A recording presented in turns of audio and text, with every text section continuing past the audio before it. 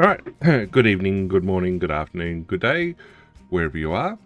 Welcome to another Just Chatting stream. We are going to be running very quickly into things.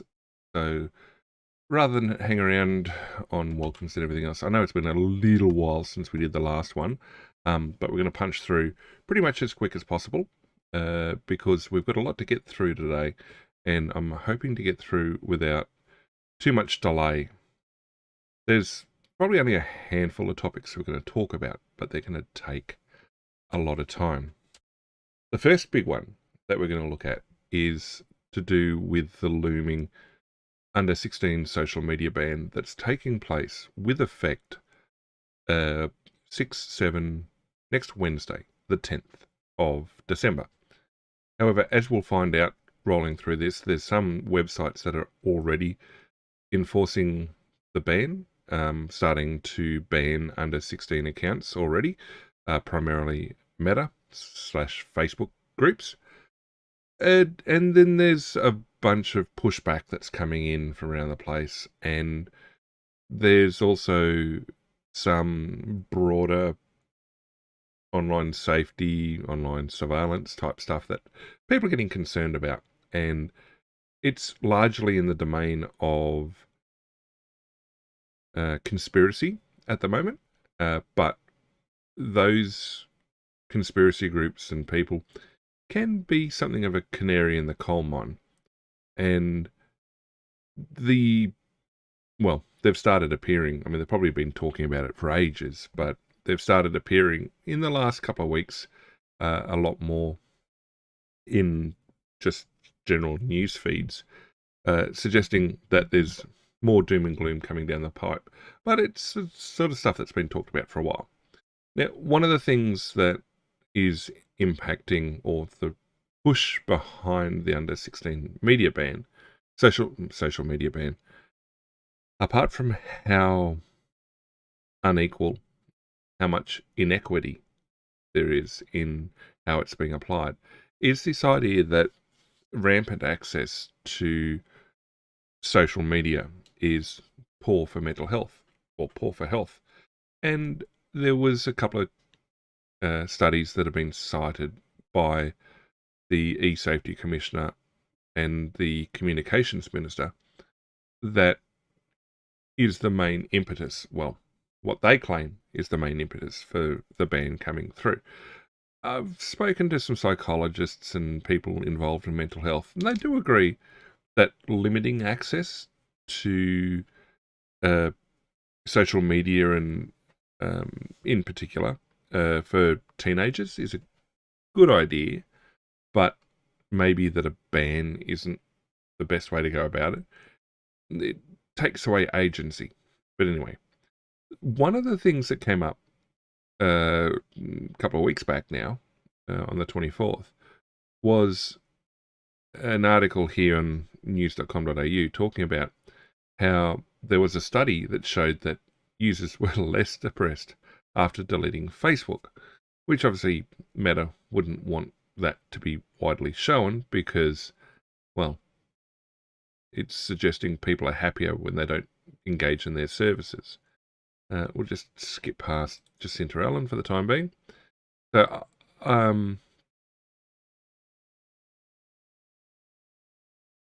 they did a study in 2020.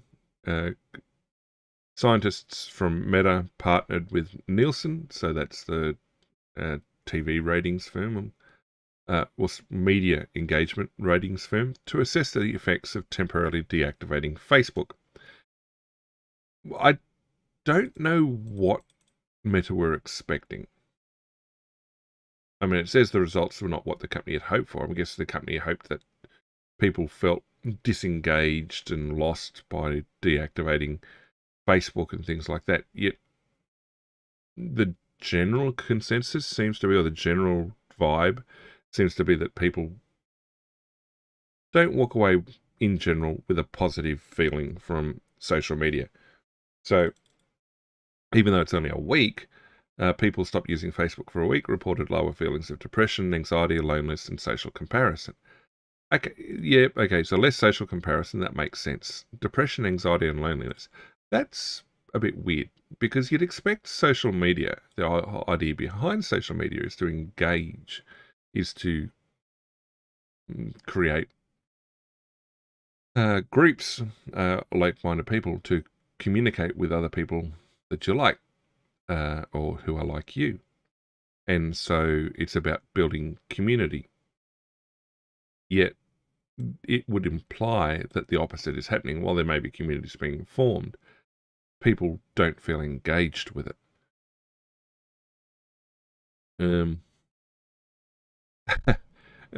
Meta cancelled additional work and internally claimed the negative outcomes were skewed by the existing media narrative surrounding the platform.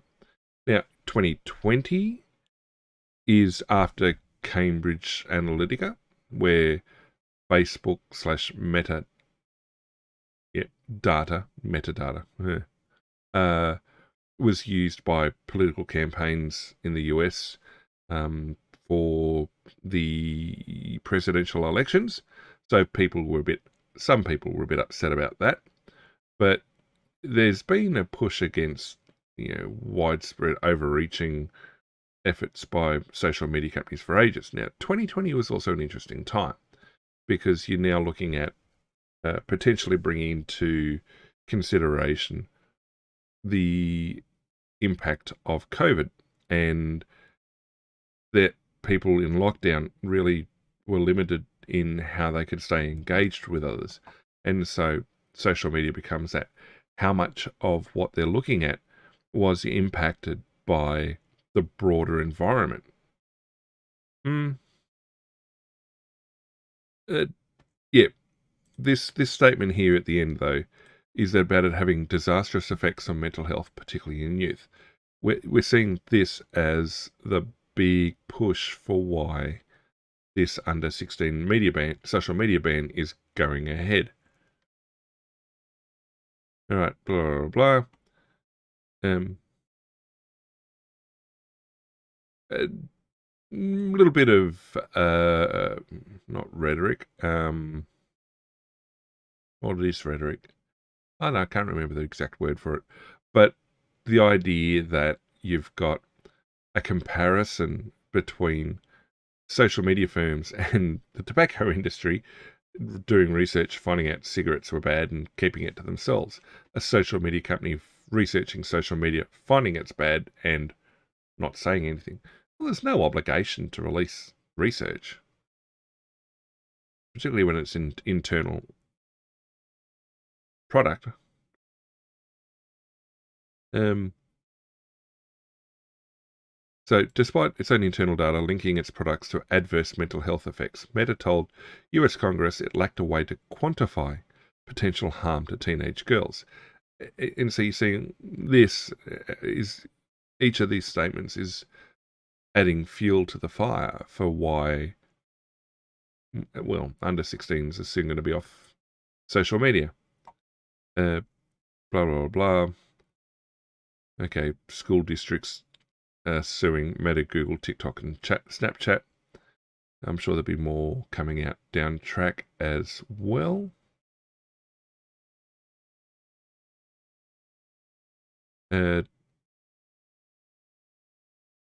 Zuckerberg also shut down or ignored requests by Nick Clegg, Meta's then head of global public policy. I wonder if that's the former British politician, to better fund child safety work, which is telling that if you've had the issue raised to you and you do nothing about it, you can't claim ignorance.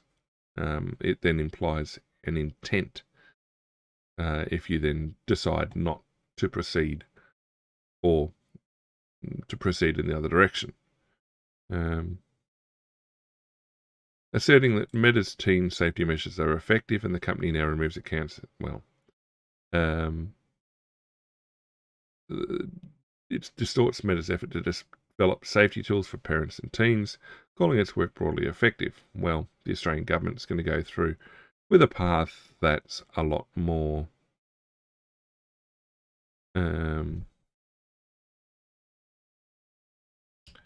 a lot more severe.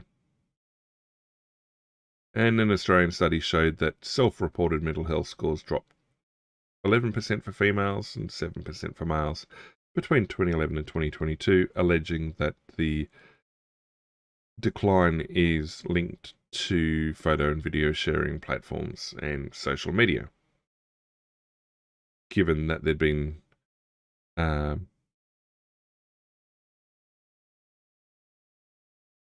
but in the very next paragraph, it says, well, okay, mental health has been relatively stable before, falling rapidly after 2012, but there is no causation linkage. It's correlation at the moment. Well, it'll be interesting to see. I mean, it's one of those things that you're probably never really going to find a true answer. So that was something that had come out a little while ago, like a couple of weeks ago, which was, I guess it's peripherally related. Like I said just before, the media ban doesn't go into effect until next Wednesday. But Meta, i.e. Facebook, has already started excluding under the 16s, deleting accounts, blocking them out from their accounts on Insta and Facebook. And it's a week before the official ban begins. Now, why specifically they're doing that, don't quite know why they're going in advance. They did tell users that this was coming, so it's not unexpected, but for it to rapidly appear as such. So 150,000 Facebook users, 350,000 Instagram accounts. Now, we talked last set of videos about the number of users related to that.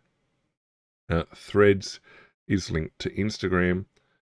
And, yep, okay, there's no detail. The fines aren't changing. Yep, compliance with the law will be an ongoing and multi-layered process. While Meta is committed to complying with the law, we believe a more effective, standardized and privacy-preserving approach is needed, which is in line with what Google and a bunch of other companies have been saying as well. App stores to verify age of users when they download apps and ask for parental approval for under 16s. Now, some of this stuff isn't much different to legislation that's already been around in the US, like COPPA. The boundaries that are already in place for under 13s and use of parental consent, things like this. So for a lot of those sort of systems that have had to comply with COPPA, it's almost just a tweaking of those systems to capture the 16 and under crowd now. Question, though, is whether an account created for an under 13 under COPPA legislation is acceptable for an under 16 under the Australian legislation. I mean, it seems that it's not. It seems that it's just a blanket. You cannot have an account. In Google terms, YouTube, okay, so they're banned from growing up YouTube, but under 16s can access kids' YouTube. So I guess there's a pathway there. It's also going to be interesting too, because a lot of school systems use Chromebooks as their student laptops as such, and so they've obviously linked to a Chromium OS and a Google ecosystem, and so you're going to have student accounts that are tied into Google accounts,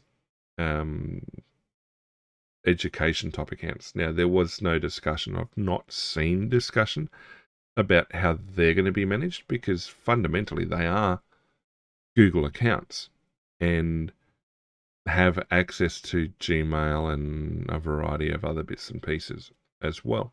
Are they going to be age restricted more so? Or because they're a student type account, it's easier to corral them? I don't know. I guess we'll see next Wednesday. Which interestingly, comes at the end of term 4 for a lot of Australian schools.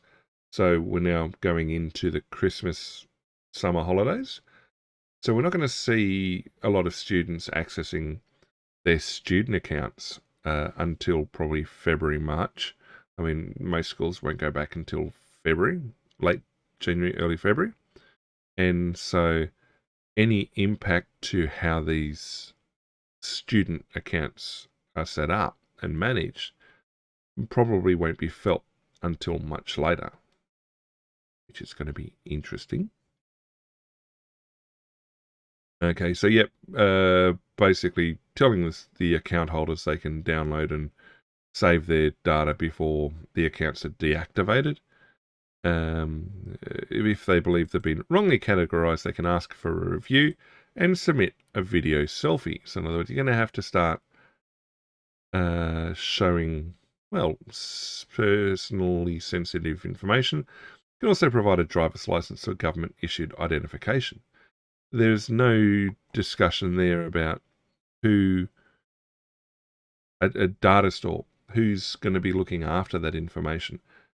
And you're now adding more and more sensitive information to link accounts to real people and everything else. It's just like, all right, we're not getting anything new here. Will it work? Well, there's articles coming up shortly. Okay, no other changes, no new information there. Okay, Communications Minister Annika Wells said that she's expecting teething problems in the first few days and weeks, but it was about protecting Gen Alpha, anyone under 15 years, and future generations. With one law, we can protect Gen Alpha from being sucked into purgatory by the predatory algorithms. I'm still stunned that they think they can get out and make statements like this and no one's going to care, or that people are going to be completely support them. There were efforts back in the mid-2000s to do very similar sorts of things. Maybe not specifically under 16 social media ban, but in terms of restricting access to internet content. And that failed spectacularly because at the time, people who understood the technology were able to advocate effectively about how unrealistic the proposals were. In this case, it just seems that the technology people who really do understand the tech underlying everything have been ignored in favor of special interest groups or service providers who, well, are quite happy to sell snake oil to the government. Wells also said they were closely watching lesser-known apps. Right. I don't think kids are going to migrate to these other apps. There is some grumbling that platforms like Blue Sky are not being impacted by this round of bans, especially given the type of content that appears on Blue Sky and, well, how unmoderated it is and everything else. And compare that to X/Twitter, there's people concerned that this ban is actually putting under 16s at greater risk, which, well, functionally it is. And people are thinking that it's largely the e-safety commissioner grinding an axe against mainly Twitter, X. I mean, asking them to self-assess. No, that's not good enough. The startup carried out a self-assessment and said, nope, I'm not a social media platform. No, this is just a debacle. It's a private messenger with no... right. It's, yeah. YouTube labelled the law as rushed, yes, and claims that banning children will make its platform less safe, yes. It's been closely watched, yes. It's gonna. This is going to be a mess.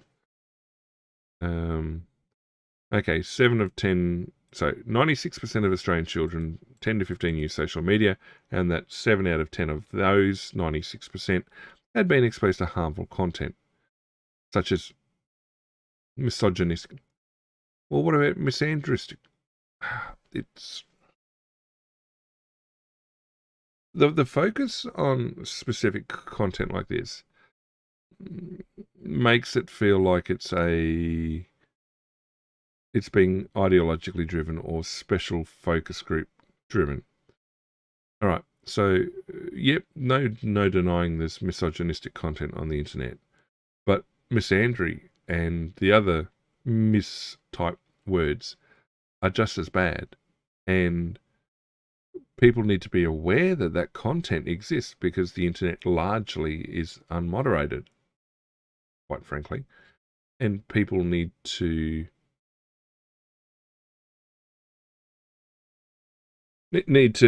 be aware that that's sort of what the internet is. It's the almost free access to unlimited information. Information and data doesn't care, doesn't have a reason to care.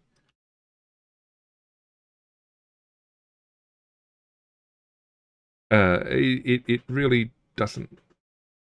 It doesn't have a vested interest. It's just information. It's just data.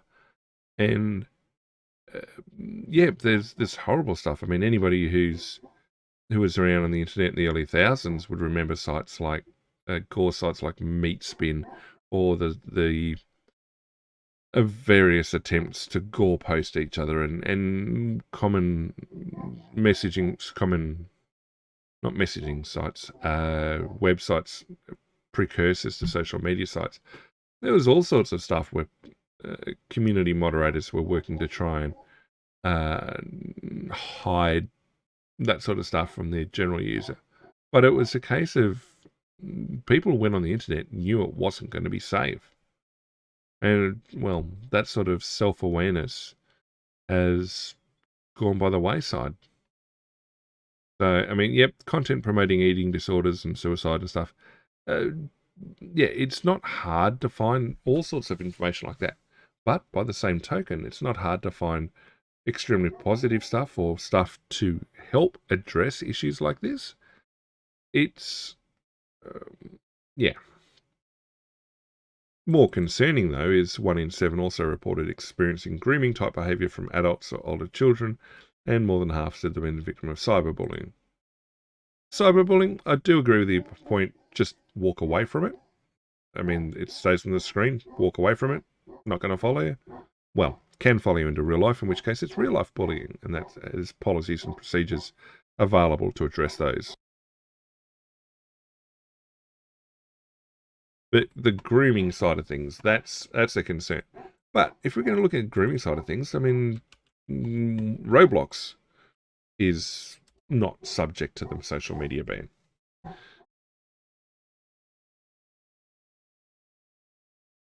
All right, so YouTube a couple of days ago.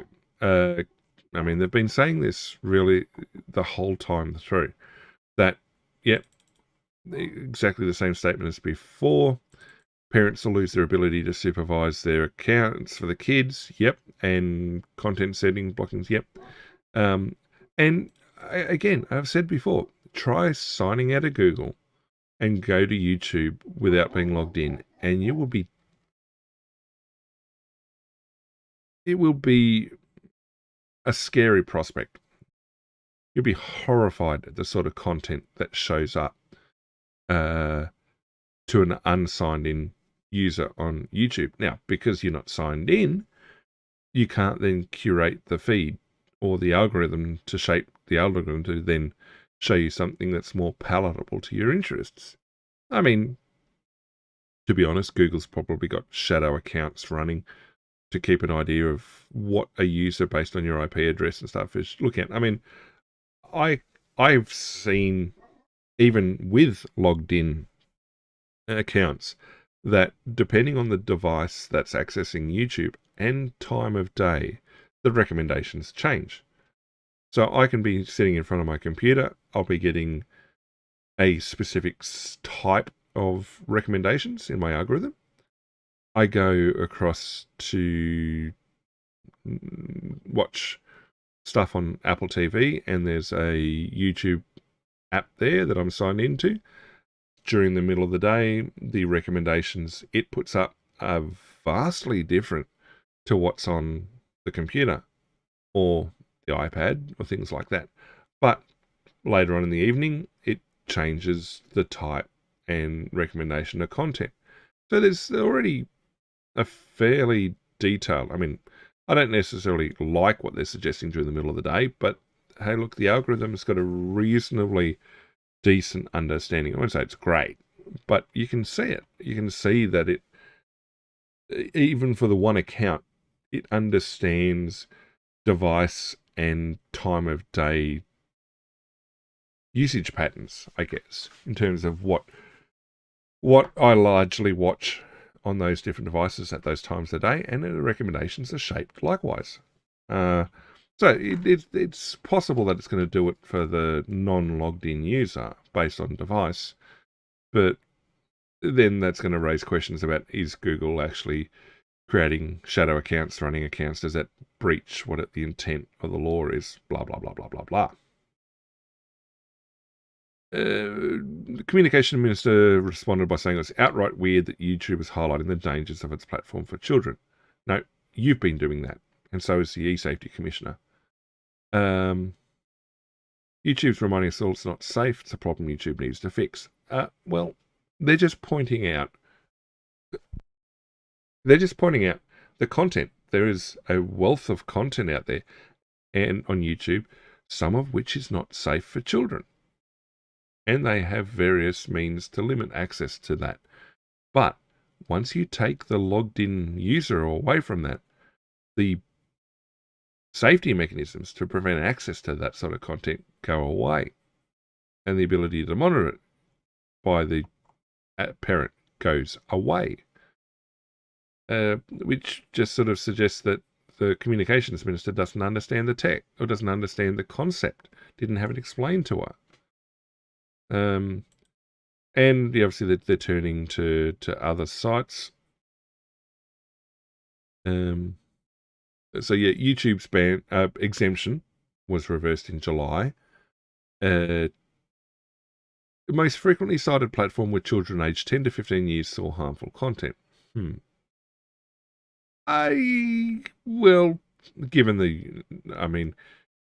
that it's probably the most widely used platform by children 10 to 15 years, that's not surprising that it then becomes the most frequently cited platform where they see harmful content.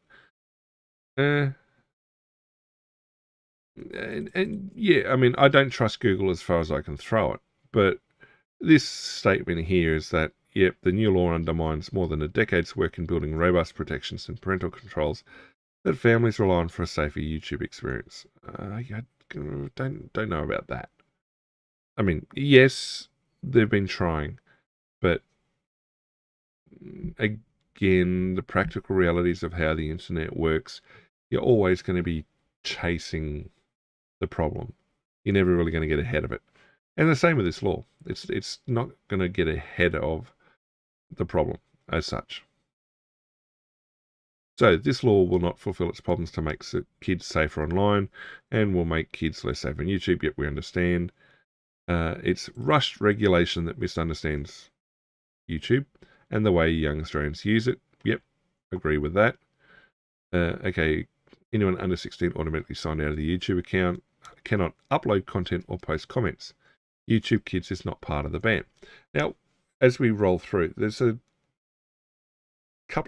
actually a video that pops up later on where we've got someone complaining about the idea that their that their channel is effectively going to be demonetized come 10 December, because they're going to lose all the under 16 user base, video commenters and stuff, and it ties into digital ID and all this, and so therefore every Australian user won't be able to access it.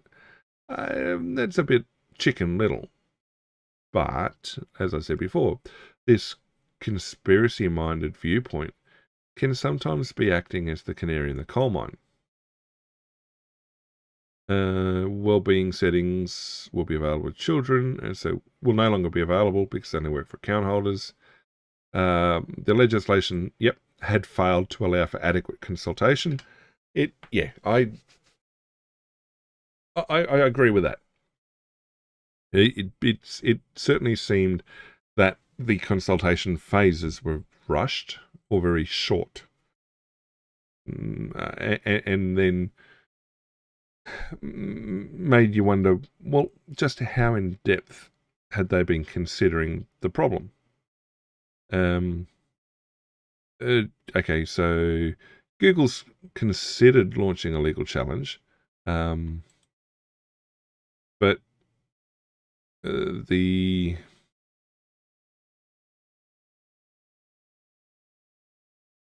and it finishes up with the same statements as before. All right, so we'll move across now to looking at, some data on how it's supposed to be enforced. It's going to be site-based. The government has admitted it won't be perfect in keeping underage users off the block sites. Yeah, it not going to be great. Now, this was put out yesterday. So, responsibility for enforcing the ban is down to the companies. And if children under 16 find their way onto the sites, they and their parents won't face penalties. Instead, the e-safety agency can take action against tech companies that aren't taking reasonable steps. This comes back to this whole consultation phase about what reasonable steps are. I think someone's been sold a bill of lies. There's companies that are selling snake oil that have gotten into the ear of the government and e-safety commissioner, and it's not going to work well. So if you're going to penalise a company for not taking reasonable steps, you'd expect that list of reasonable steps to be well codified and available well before the commencement of the ban, i.e. before next Wednesday. You'd expect it to have been out for months for review and amendment stuff. E-safety hasn't specified exactly what social media companies need to do to avoid falling foul of the new laws. So you've got companies in a position that we're going to penalise you for not following the law and not using reasonable practices to stop violation. But we're not going to tell you what those reasonable practices are. This is obviously going to be tested in front of the courts. There's no one-size-fits-all approach. That's just excuse making. Providers need to deactivate or remove the accounts of users under 16 and stop those children from being able to immediately create new profiles to get around the plan. Includes geolocation check, hello VPNs, and verify that account holders are 16 or older. Hello VPNs. Social media platforms can confirm ages by checking someone's government-issued ID.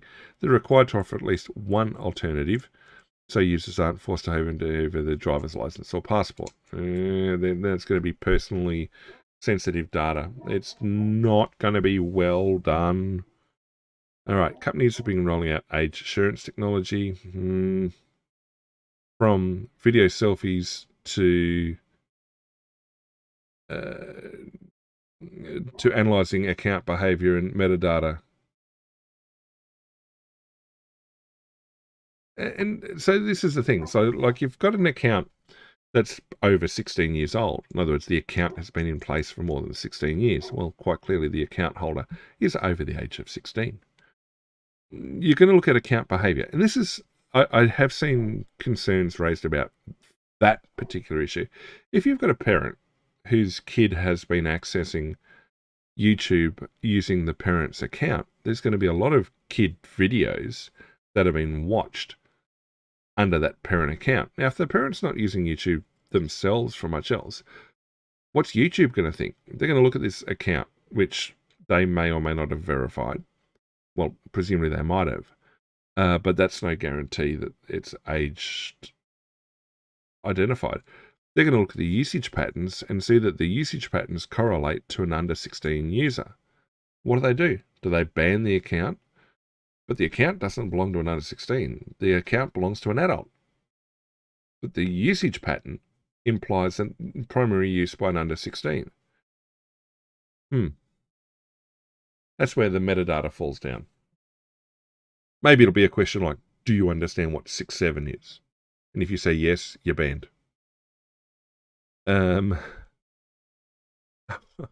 Oh, which one is your favourite wiggle? If you say yellow, you're banned.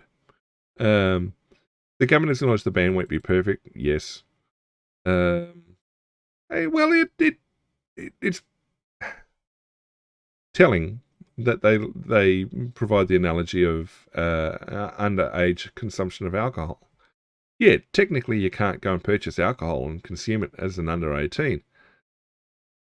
But anybody who's grown up in the last couple of centuries knows that ain't going to stop anyone. And that it happens. Constantly happens. Anyway, cultural change. I don't think that's going to be the case. There's recalcitrance. No. It's not the albatross around the neck, but it's going to be causing problems, I think, for the government, federal government, going forward. All right. Range of requirements for companies around the data they collect, making sure they don't discriminate against diverse groups.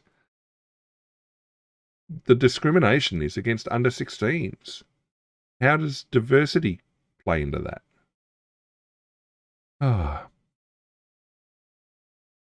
Okay, there is regulatory guidance. I did read this before.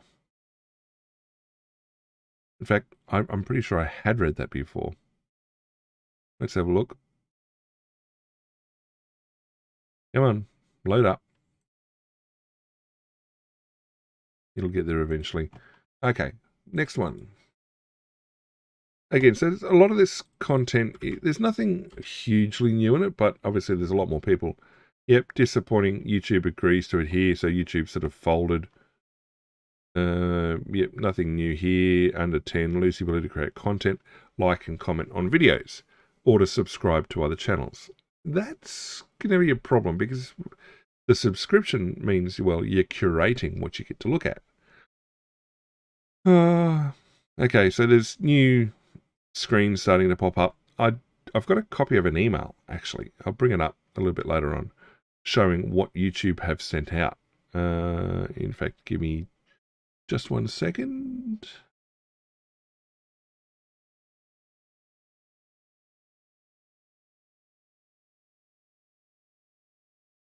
Let me go find it.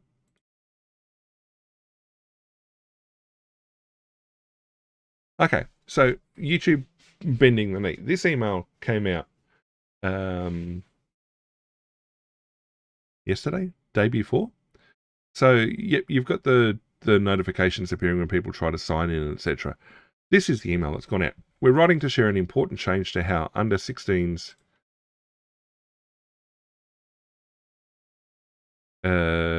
blah blah blah.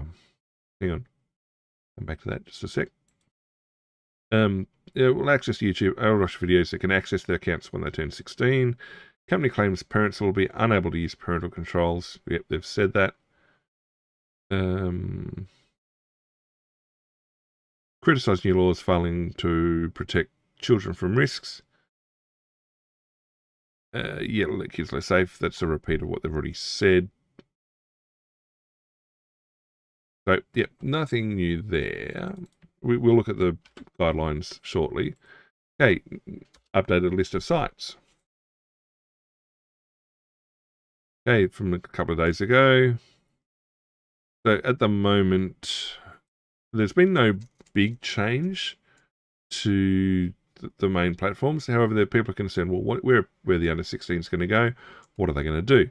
So some will move to platforms like Discord and Messenger. Well, I don't know why they're not age restricting, other than someone's got a personal or political axe to grind.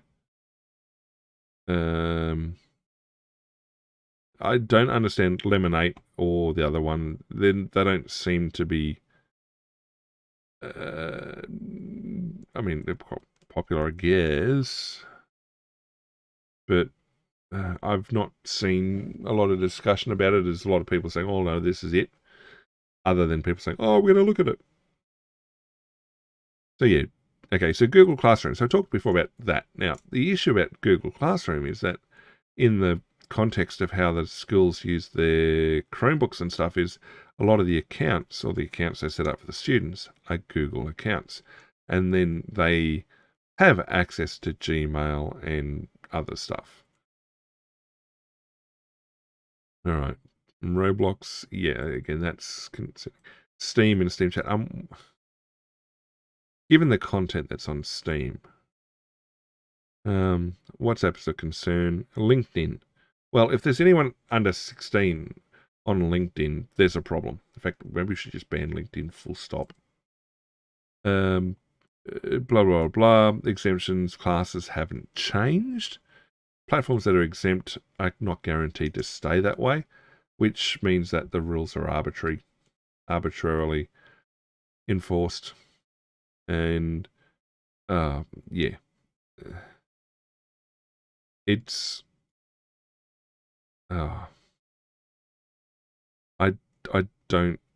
I really don't see this going well. Okay, so nothing new here. These aren't changing. There's been no changes. Okay,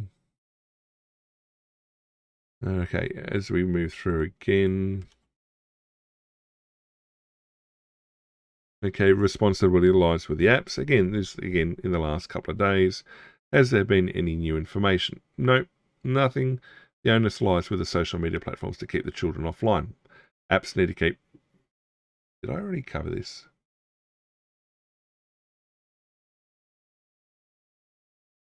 No, it is a different article. It is a different article. Anyway, yep. So there's nothing new coming through here. The best time frame was 2 weeks in advance to notify users. Now, like I was going to show you that YouTube message, my powers don't come into effect until December 10. That's for people who are concerned about her role already. Statements like that are chilling. We've been telling companies what the best practice is. Well, the other articles just said you've got no idea what best practice is.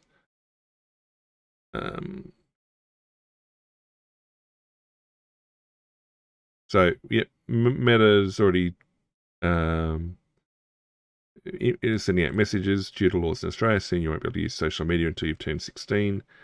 Can't return to your account until you've turned 16. We'll let you know when you can. Verify your age to keep using Snapchat. Snapchat says it disagrees with its inclusion but will comply. TikTok opposed the ban but said it would enforce it.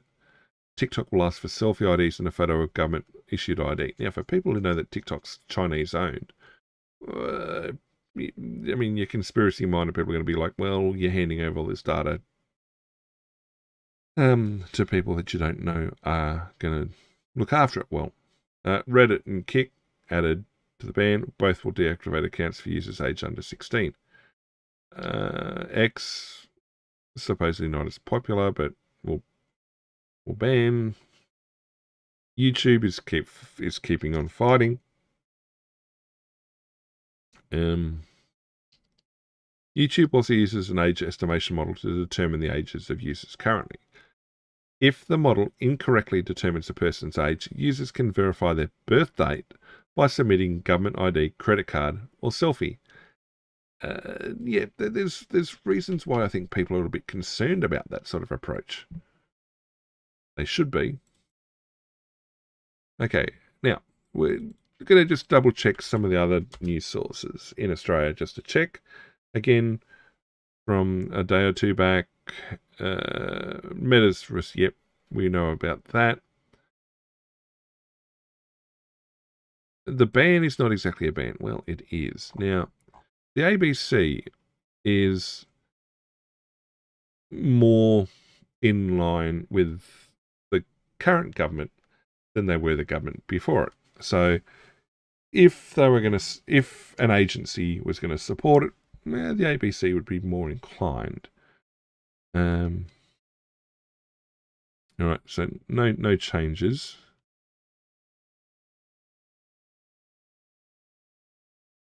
This is an interesting clause, even if it does work as designed. There's no way it is going to work as designed.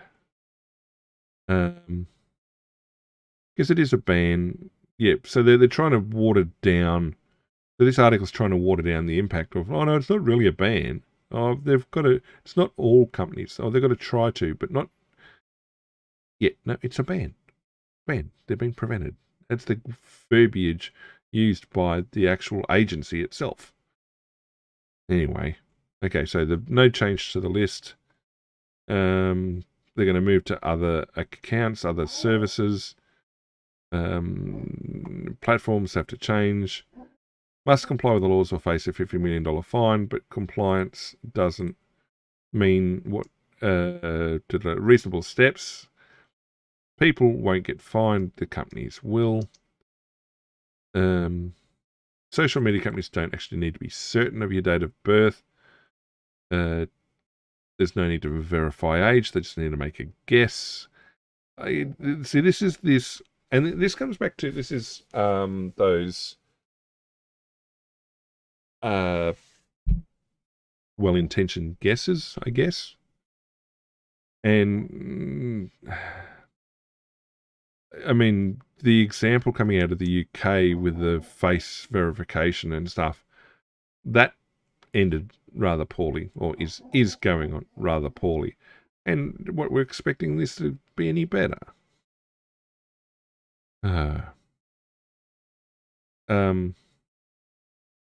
So the idea, I guess, for adults, ideally, very little will change. In fact, nothing should change, except a lot of whinging from the under 16s. But I suspect there are people who are looking at this very suspiciously as a means to enforce digital ID more ubiquitously. There you go. That's a big word. There's also, now we're starting to see the concerns about how effective the verification methods are going to be and how safe that data is going to be. Now, just because I said it, I'm just some random bunch of pixels on the internet. What do I know? Well, I'm not going to make an appeal to authority. You can take my words as they are. We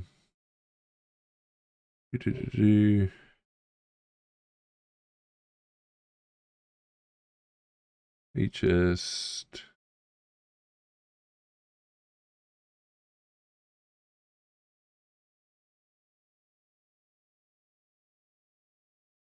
All right. Okay, so here's the email coming back to it.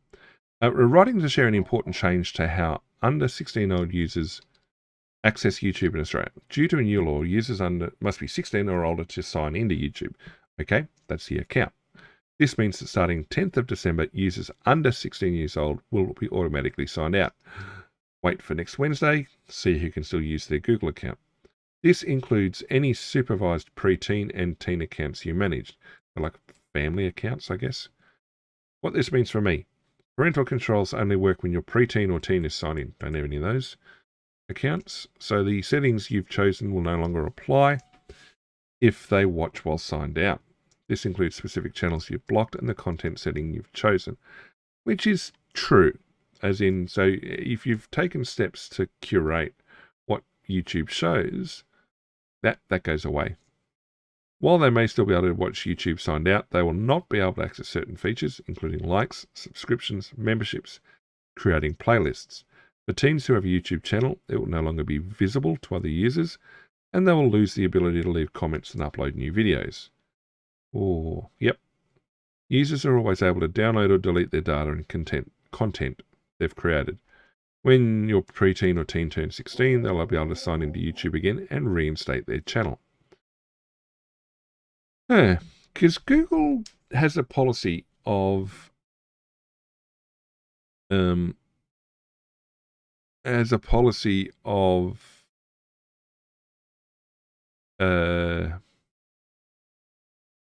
deleting accounts that are inactive for 2 years or more. So that'll be interesting to see what they do here for the underage accounts that have to be locked out. Okay, so the security issues associated with it. Sending sensitive data carries the potential for risk, cybersecurity experts have warned. Well, I just said that previously as well. There's a lot of problems with the way that Snapchat in particular is going to do age verification. They'll offer the chance to prove they're 16 or above in 3 different ways. They can use Connect ID, which links to bank accounts. They can use Singaporean software KID, which uses a selfie, or upload government-issued identification. Blah, blah, blah. Disconnecting, no. Okay, there's people saying that, yep, it's not going to work. More privacy-conscious solutions, such as mandating age verification at the device, operating system, or app store level. Yeah, that's interesting. A single sign-on. I mean, if you've validated who you are for a single sign-on point of view, then you should be able to use that single sign-on across the place. I mean, that's kind of what I forget the name. Real ID? No, it wasn't Real ID. Google had basically introduced a system. It's years back when this was first rolled out. It was called. Might have been called. It wasn't called Real ID. But basically, Google is one of the main companies pushing it forward. There are other big companies pushing for it as well. It's why you can go to many different sites and sign in using your Google account or your Apple ID or your Facebook account or a whole bunch of different accounts that you can use to have this single sign-on approach across multiple services. I honestly can't recall what the name of it was, but it's a similar sort of thing. So if that account has validated your age and everything else, then surely using that to single sign-on to other service providers shouldn't be an issue, in theory. There are a lot of problems with Snapchat and others that are approaching age verification. If they're going to use KID, yep, data provided by young Australians will leave Australia because it's Singaporean-based. Once it's outside Australia, the Australian government's regulations are out of the window because you don't have any control of it. Which is kind of funny because a number of years ago, I think it was Australian Defence Force, changed how they managed certain allowances and things like that. And so they issued defence members a travel card, a diner's card, I think. But the support, phone support and everything else appeared to be hosted outside of Australia.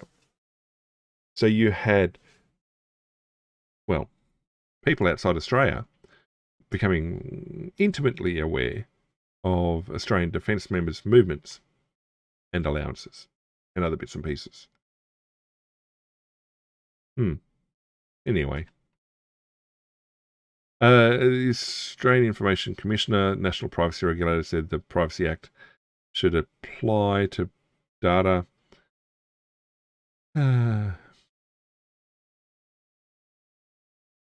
A cybersecurity expert with a research interest in child safety said alarm bells started to ring when he heard that 2 of the options involved sending a selfie or government-issued ID. Yep, lots of cases of data being breached and lost and misplaced. We don't know details how they'll handle the data. Yep, fair enough. These are all fair things, and it's a case of why wasn't this incorporated into the consultation phase was there a consultation phase? Major data breaches almost every month. The first time that this data goes missing, I don't think there'll be heads on pikes, but the government shouldn't outlast something like that when they've been banging the drum of, it's to protect the kiddies, and they're now been directly responsible for the reason why so many of their so much of the data gets breached. Deep breath. Deep breath. All right. However, legal challenges. The first court challenge has been lodged, and the government says it will not be intimidated by legal threats. Yeah, I've heard of that before from governments. A digital freedom advocacy group and 2 representative young Australians have filed proceedings in the High Court challenging the incoming social media age ban. Now, this was speculated about a month back. I know I've covered it previously, that they were waiting. Everybody was sort of looking at each other, waiting to see who was going to lodge the first court case and what representative under 16s they were going to grab for the purpose. Now, the federal government, acting a bit like the Victorian state government during lockdown, ignoring saying that they're not going to be intimidated by legal threats. It's being challenged in the High Court on the grounds that it restricts young teens' implied right to freedom of political communication. I don't like that this is the reason why it's been pushed forward, because it just means that political advocacy is going to be used as the stick to beat everything back. I think there's better arguments to be made to challenge it. But okay, well, if it's what gets it through, it gets it through. It claims that the laws are grossly excessive. Fair enough. Trespass on the constitutional right of freedom of political communication. Australia's constitution doesn't have explicit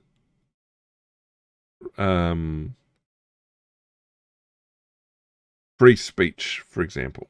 It's a pretty decent constitution, but you can't look at the way Australia does things, or the fact Australia has a constitution, and think it has constitution protections like in the US, for example. The ban is disproportionate and outsources parental responsibility to the government and unelected bureaucrats. That's targeting the E-Safety Commissioner, who is unelected.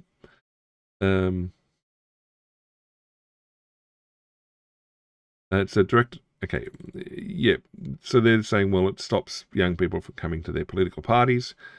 You can say the first half of what they've just said, and I fully agree. The fact that they're like, oh, it's because they can't do political things. Nope. Political activism, yeah, everyone should be able to do it, but I don't think that's the stick you should be trying to beat the government back with on this. Okay, so representative members. We're disappointed in a lazy government that blanket bans under 16s rather than investing in programs to help kids be safe on social media. They should protect kids with safeguards, not silence. I mean, great statements. Just stop there. Don't then say you're stopping kids from accessing our political party.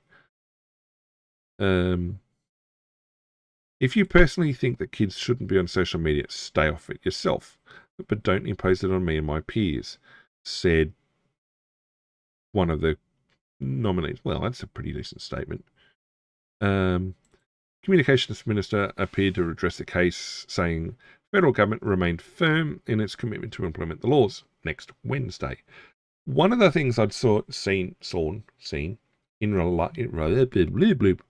in relation to this was the suggestion that it's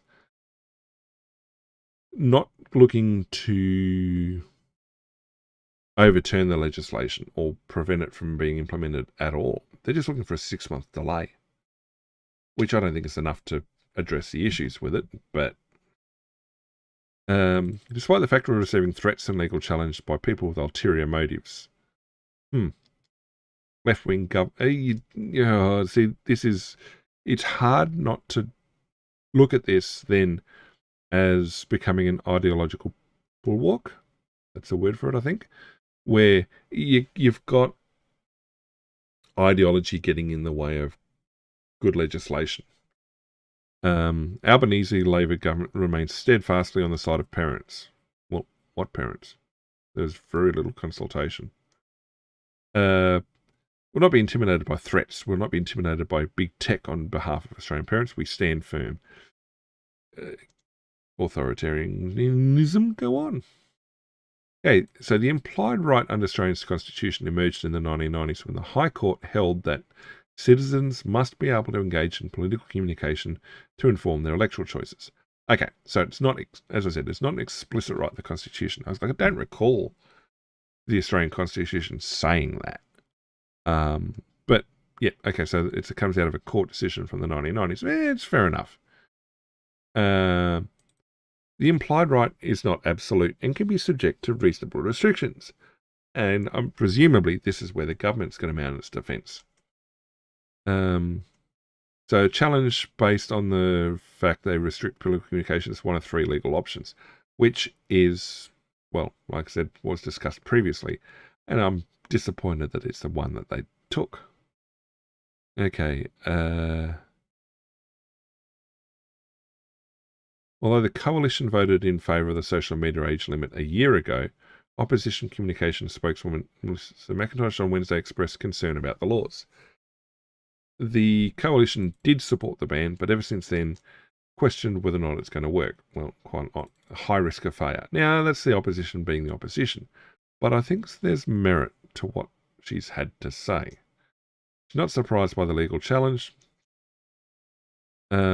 Asked if she reserved the right to withdraw support for the social media ban if there are unintended consequences. I said, of course, yeah. So it's not as bilateral, universally supported. And now there's more coming to light about what the Communications Minister and the E-Safety Commission are doing. And, well, is it rorting taxpayer funds? Is it doing things that they shouldn't? People are getting concerned, rightly concerned. So the Comms Minister spent nearly $100,000 on flights to New York to spruik the social media ban. So $95,000 on return flights for 3 people, for the Minister and 2 staffers, to attend the General Assembly, the UN General Assembly. $34,000 just for her ticket. I'm guessing that's first class. $38,000 for the Deputy Chief of Staff, I'm guessing also first class, and the Assistant Secretary for Online Safety, $22,000. I'm guessing business class. I mean, I've not flown internationally for a while. Accommodation and transport also total around $22,000 for 3 days. Okay, you're in General Assemblies in town. You're going to struggle to find a decent accommodation, but but the Prime Minister and Foreign Minister were already there. And so the Comms Minister was there to basically highlight this. $100,000 on it. Due to fly early alongside the PM, but was delayed by several days due to the Optus outage. Well, okay. Well, I mean, I'm guessing the PM flew on the VIP transport that the Air Force maintains. And the Optus outage was still ongoing when they flew. Yeah, okay. Some of this is hindsight type stuff, but Wells should not have left her post during the 000 crisis. Yeah, so for those not aware of it, Optus, operated by Singtel, had a network outage, and normally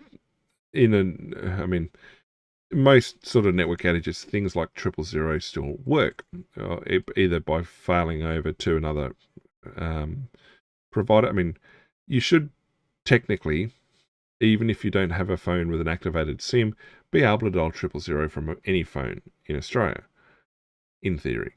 What happened here with the Optus outage was that the entire network for Optus failed, and phones weren't then swapping over to other providers for 000 coverage or calls.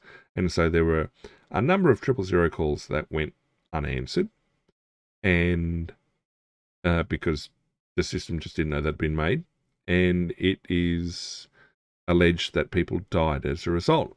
And so we've got all sorts of fun coming out of it. And it's not just the only time it's happened. It's happened a few times as well. All right, complaining about it. Okay, an event the Australian government hosted in New York on protecting kids in the digital age cost almost $70,000. Okay, people are wondering how the minister will actually make the ban work. They spent over $70,000 to spruik its success to the UN. Hasn't succeeded in anything. It was just a PR trip. Yep. When asked about the cost of a trip during the National Press Club address, it's worth going and have a look. I haven't seen the actual address, but the questions after apparently were pretty loaded, pretty decent. The officer had been transparent about the flights. The reason you know about these things is because we're transparent about them. Well, that, and if you go before Senate estimates, that'll get disclosed.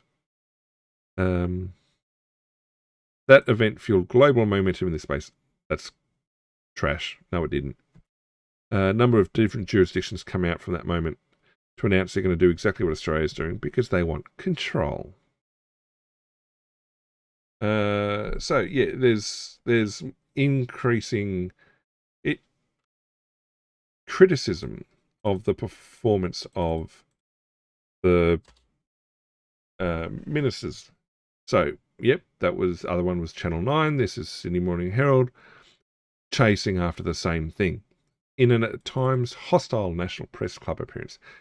So the National Press Club is an institution in Canberra. Basically, the press, journalists, all get together. They have someone come along and speak at them for a bit, and then they get to ask questions. A lot of the time, it's fairly benign. I mean, some good stuff comes out of the presentations made there, but sometimes, just like government, Parliament sitting, it can be entertaining when either salacious stuff gets raised by the person speaking, or the journalists decide to latch on.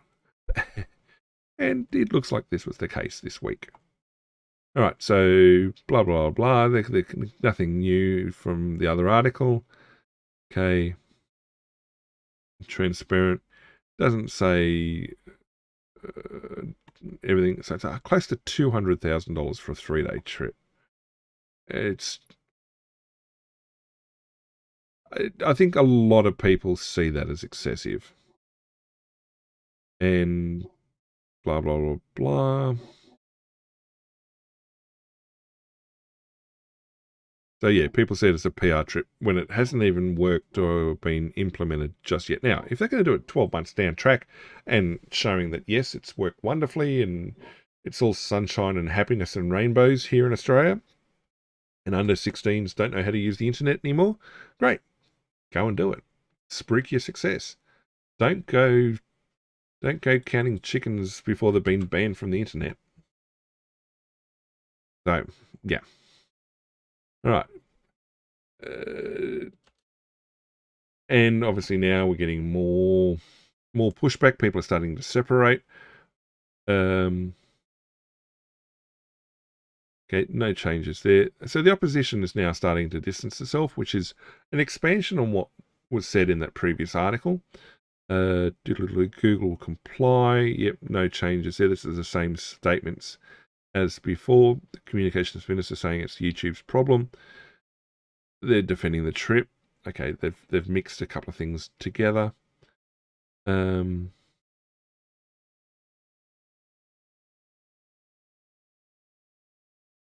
Obviously, people who've had impact due to online bullying and things like that are going to welcome this sort of stuff, but it's asking the question about how systemic the issue is and whether this is the most appropriate path to correction. People have similar sort of things. You see responses like this over time in history towards things like drunk driving laws or mandatory seatbelt laws, where prior to it, people were like, well, how much of a problem is it? And it's not till afterwards that it can be effectively measured just how effective mandatory seatbelt usage or mandatory bike helmets are, or that sort of stuff. I don't know that that's going to be the case here with the social media ban.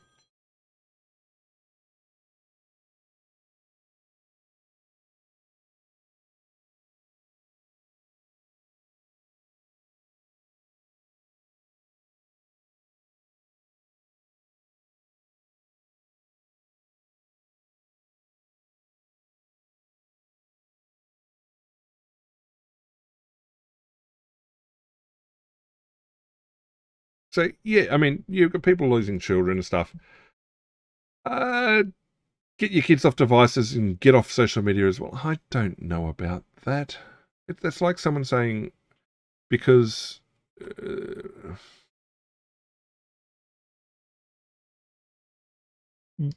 somebody's had no, that analogy wasn't going to work anyway.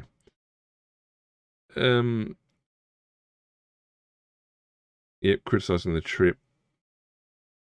Okay, so things like this. I mean, there needed to be more focus on this. If you wanted to really sell the ban effectively, okay, if it bleeds, it leads. But I think people look at examples like this as being isolated. No need to change the way the entire world works because of it.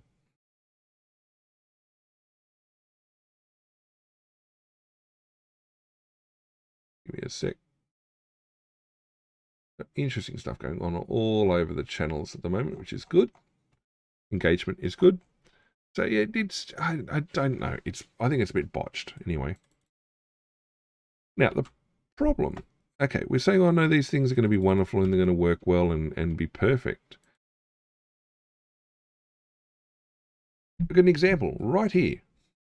Yesterday, of Meta's AI wrongly banning Australian businesses. Now we're just saying, oh no, these companies are going to be perfect at identifying and isolating under 16s. Well,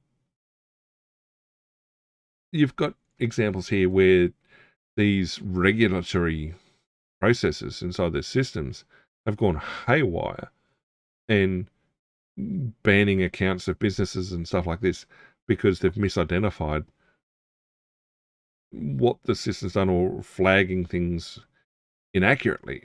So the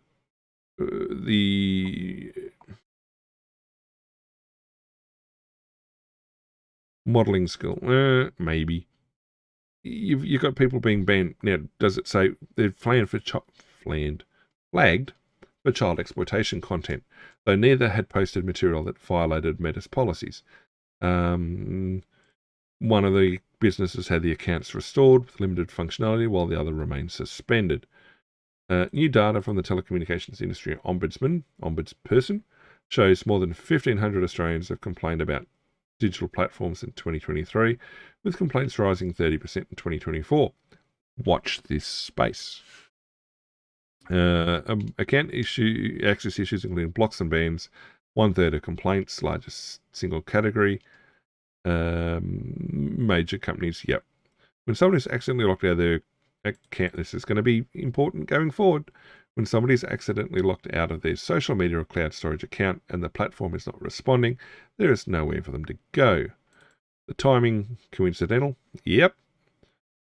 The enforcement relies partly on the same AI systems flagging innocent users.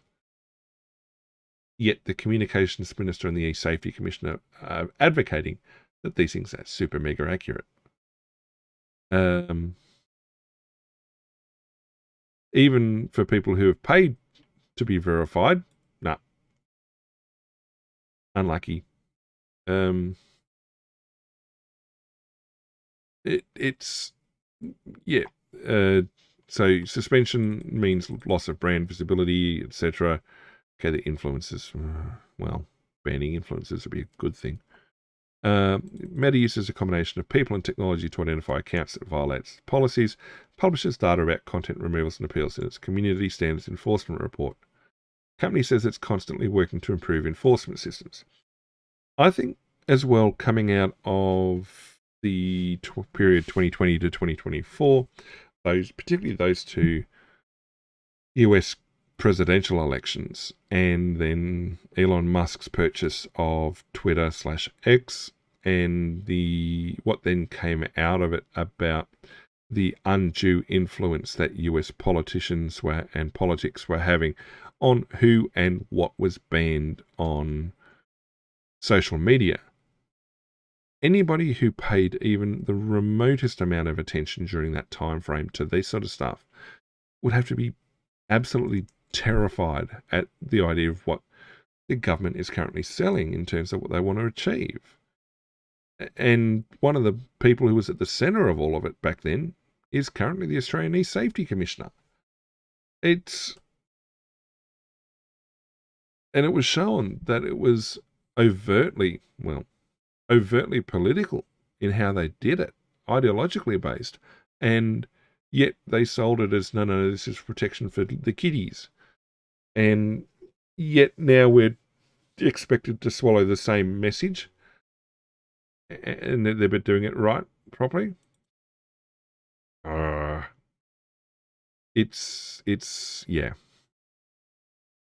A digital duty of care. I mean, that's a good phrase, but they're not applying it properly. Big tech, yeah. I mean, I'm sure the comments are going to be people saying, yep, permanently banned because AI usage, blah. Linking, like, highlighting examples like robo-debt, which that was a government failure. We covered that as well. Yeah, it's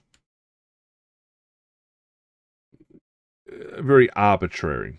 You can expect a lot more of this with a ban coming on December the 10th. AI will go crazy and just ban random people regardless of age.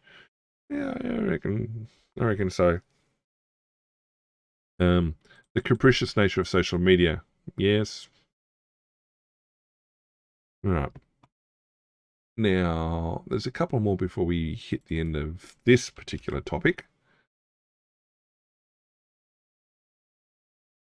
Okay. Video that was coming out of the press club. Okay, teens flee to new apps. I don't think so. Well says she'll ban those too. Yeah, okay, there's no change there. This is Lemonade and other things, which makes me wonder just how much it's actually going on and how much is actually tied to press releases by those companies drumming up support. Any coverage is good coverage. This is during the National Press Club. The question you're desperate to know the answer to is who is getting slapped with the first $50 million fine on 10th of December? Regulation really acts fast. Certainly not that fast. Well, you're pushing this through. The E-Safety Commission will send notices to the 10 tech companies on its ban list, asking how many underage accounts were on December 9th, and then how many remain on December 11th. Ooh, that's going to be interesting data to see. Okay, we've seen estimates and guesses of numbers already. We'll just kick back and wait a week to see what comes through, and that assurance can take some time to come through as well. Blah, blah, blah, blah. People are going to other apps. I still don't think those apps are as popular as people are saying.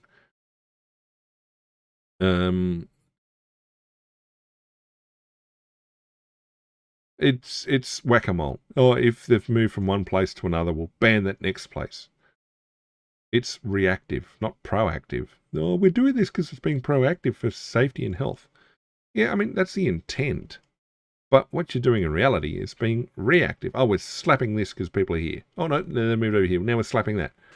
It's just... I mean, it's like when Dig was the big social media website. Well, not social media website. In essence, it was a social media website. And before that, it was MySpace. It was MySpace, then Dig, and then Reddit in terms of where people went for online chat or that sort of content. Now, MySpace, well, obviously, have sort of evolved into other stuff as well. But there was a very clear migration of effectively global user base from one provider to the next as they made various mistakes that hurt their services, but you're forcing these changes on these service providers now. People are just going to go somewhere else, and then you force those same changes over there, and then it's going to follow and do the same thing again and again and again and again. Social media bans better left to parents. Yep. That's fair. I mean, TikTok users and creators saying, look, okay, kids don't have social media because they're too young. Okay, there's no change there. Realistically, I think it's the parents' job to monitor the stuff. True. Reality, if you do ban it, kids will still find a way to get on it. True. There's going to be a lot of monitoring discussions and chats about everything that's out there because it's pretty scary. But it's down to, it's the government trying to be the parenting. And anytime that happens, it never works well. The ban will cause only a superficial reduction in views or earnings. Well, it'll be interesting to see. I mean, we've got people already saying that they think their Australian YouTube channels and stuff are going to basically disappear in effectiveness because of it. Blah, blah, blah. Criticised the social media ban, saying it was stupid and likely to have unintended consequences. Yes. Why don't we do something in our education policy to get more people informed? True. Yeah, I mean, all fair statements. Now, talk about like YouTube videos and stuff that come up, like the content that's been provided. This actually came across my suggested path a little while back. Oh, see, I'm even signed out. So the audio's not coming through. So the end of my channel is near. And it's to do with the whole point behind it is that whilst the 10th of December may be the under 16 social media ban, you've got this digital push for digital ID and everything else coming along with it. And yeah, funnily enough, it signed me out as well. I wasn't signed out before. The idea being that this idea of digital ID, this under 16 social media ban, is the foot in the door to force digital ID upon everybody, and that it's going to drive Australian users off the net. And people who have a predominantly Australian user base are going to find their channels demonetized or effectively destroyed because their user base will no longer exist because the under 16s can't come and comment, like, etc. And it becomes a problem. This is where I think it goes a little bit down the conspiracy track. Now, yeah, there may be the frameworks for these things in place. And, I mean, if you'd asked me 6 or 12 months ago, is this under 16 media ban, social media ban ever going to go into force? I'd say no. But it is. And so what was once firmly in the realm of conspiracy is going to take place. So all this other stuff, which is conspiracy, well, maybe we should take a closer listen to it. It seems that there's this content creator and a bunch of other providers, content creators out there, have also latched onto this idea that this digital ID concept is going to be forced on Australian users and almost like a real ID usage. Now, I will link in the video when this goes up later what the Australian digital ID system is meant to be from the government itself. Now, it takes an extremely narrow reading, or well, extremely broad reading, depending on how you want to look at it, to get out of it what content these content creators are alleging is coming down the pipeline. Are they overreacting? Maybe. but they feel the fear. Now, do we diminish the fear by saying, look, it's unrealistic? Well, look, no, they think that there's a real problem. We we go through, I mean, if we want to be fair to people, I mean, they think it's a real problem. Therefore, to them, it is a real problem. So how do we address it? Like, well, people say, well, you don't feed into delusions. Well, we've been doing that for a lot of other things of late. And like I said, this under 16 media ban, social media ban, was once well and truly in the realm of conspiracy. So we need to sort of at least be willing to hear what they have to say. And I mean, it is one potential outcome. I don't think it's going to happen on the time frame that they're speaking. If you're going to use the digital ID or push for that sort of stuff, you're looking another couple of years down the track. I mean, they need to get the under 16 social media ban success under their belt first. And it is carrying more back to the sort of concepts that were being talked about back in the early 2000s about limiting internet access and usage and things like that. So, yeah. And we do have the regulatory guidelines back here. The tech trial. Okay. Age check certification scheme based in the UK. All right, so here we go. We've got a problem already. Funded by those people. Okay. The trial did not make policy recommendations or endorse specific types of age assurance, and did not reflect a complete assessment of all relevant issues. Focused on assessing whether age assurance technologies are technically feasible. Technically feasible and practically implementable and being useful don't have to be in the same bucket. Yeah. Okay. Age assurance can be done. Yeah, no.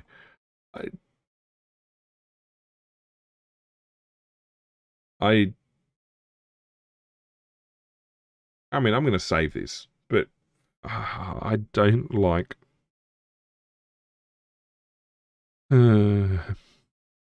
These are the sort of things that. This is what they're issuing as guidance. So you're going to expect that people implementing are going to follow, and it's the sort of document that should terrify people, quite frankly.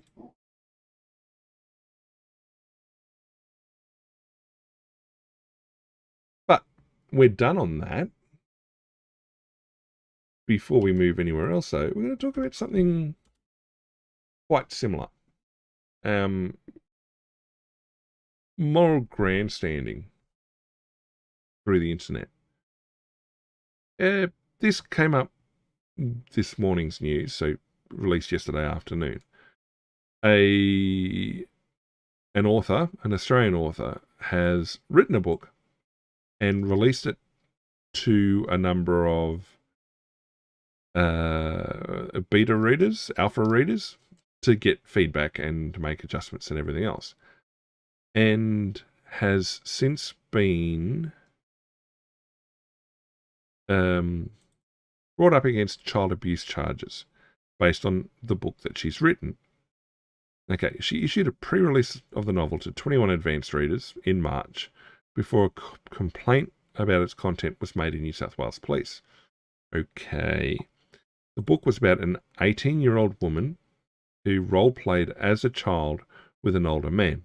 Okay, role-play and stuff.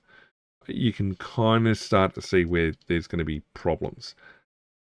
But she's taken the effort to make sure that the participants, active participants, are of legal age. She's fighting allegations she possessed, disseminated, or produced child abuse material. Her barrister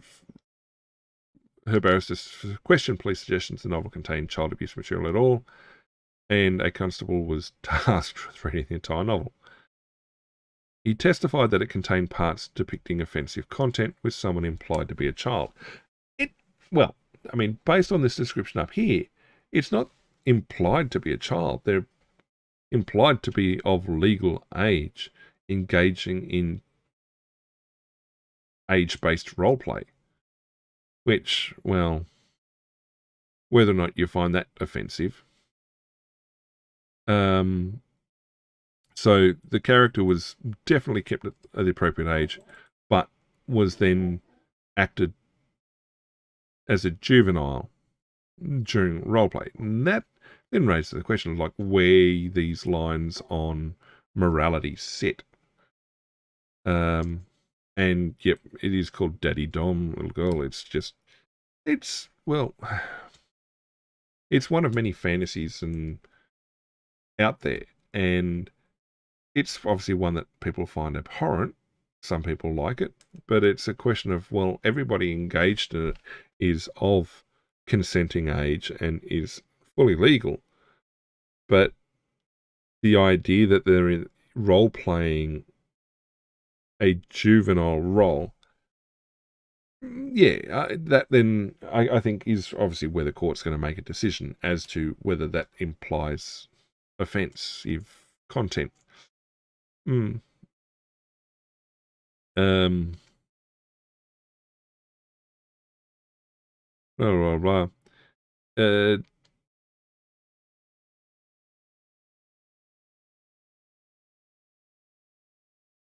officer said a part where the fictional toy store worker was being spanked was an example of assault. He conceded any this is the police officer, the references to sexual engagement or touching took place where the main character was 18. Police received no formal training in classifying child abuse material in line with Commonwealth legislation. The author rejected claims the book contains it. Yep, I mean, she's taking the right steps of, look, if it's that problematic, then don't publish it any further. Only 21 people had received digital copies of the book and no physical copies have been posted, she said. The magistrate heard that police officers had not read the novel when they arrested her. Instead, they acted on a Crime Stoppers report by somebody who themselves had not read the book, or the entire book. Police had been unable to find any child abuse material other than that allegedly contained within the novel on digital content. See, it's an interesting thing. There is, what do they call it now? Romantasy. If you go and look at romantic fantasy or realistically women's literature, you look at the bookshelves of it in the bookstores. The content in some of those books is, if it was produced in a visual medium, would be banned, quite literally. Yet, for some reason, because it exists in the written word, it's permissible. And not just that, it's permissible for reading in public by people that don't read it out loud. Blech. But there's coverage by other people online of the issues surrounding the proliferation of this sort of literature. Now, there are, amongst, I guess, the more erotic end of the romance authors and literature spectrum, there are concerns about how things which imply consensual, non-consensual role play or non-consensual acts are covered. And even the implication that something is non-consensual or hasn't been, or is potentially unwelcome, can lead to a book being banned or not being sold on a particular service. There are plenty of erotica authors who, will have found that their books have been available or banned from time to time on different services for rather arbitrary reasons sometimes. Because people have had a moral objection to the book. It's not a legal objection. It's a moral objection to what's contained, even if the content is completely legal. So the idea here of Daddy Dom, well, I mean, I won't say it's the first time I've heard of it, but the question is, well, is it something that is illegal in Australia? Australia's got some very puritanical views on a permissible sexual content in written word and other media formats. And so I think this is going to be interesting because she's taken the effort to make sure that the participating individuals in the book are clearly identified as adults and consensual and everything else. So it removes those aspects of issues for why the book should be banned or no longer published. And then it comes down to the consensual role play. Is that enough to cross decency lines? It'll be interesting to see what comes out of it. But it's not the only thing where potential puritanical issues are at play, because apparently search engines will have to blur porn image results. Now, the major search engines already don't provide porn site results openly in their image searches or things like that. Safe search, I think that's what Google's is called, is usually turned on. And it does a pretty good job of ensuring those sort of results don't appear. You can be surprised sometimes what an innocuous search can turn up if you're searching for actresses who happen to share stage names with various adult content creators. That sort of information can be surprising, particularly if you're not expecting to see it and you weren't looking for it.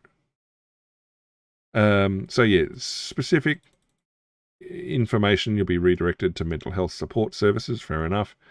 Search engines will also be required to blur image results of pornography to protect children from accidental exposure, though users can still click through without restriction. Well, that seems similar to, I guess the system's already in place. And again, you go back to those conspiracy-minded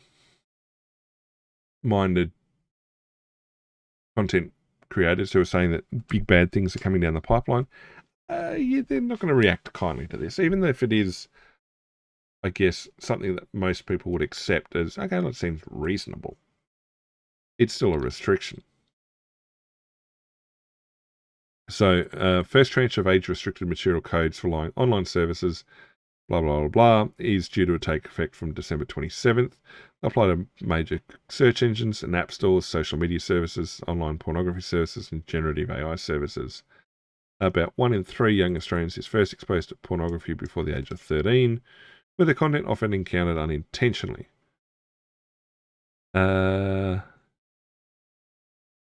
It's like people forget what life was like before the internet. Now, nudity was something people saw before the age of 13. Was it in a sexual context? Probably not. Well, I mean, it was probably harder to encounter that back then, but it wasn't impossible.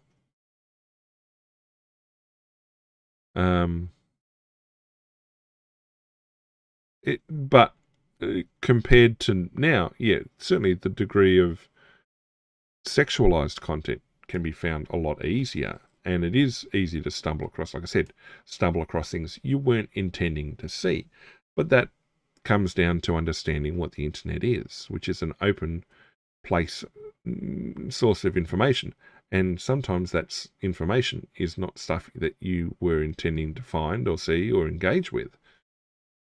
It's called the internet. That's how the internet is. You can't pretend to make it otherwise. Survey of more than 1,000 Australians aged 16 to 18 found these encounters online were frequent, accidental, unavoidable, and unwelcome. Described by some teens as disturbing and in your face. 16 to 18. Frequent encounters. Yes, I can understand that. Accidental, unavoidable, and unwelcome. I guess if your parents are looking. Age inappropriate content at a young age. Again, people are forgetting what life was like before the internet and what people saw and did.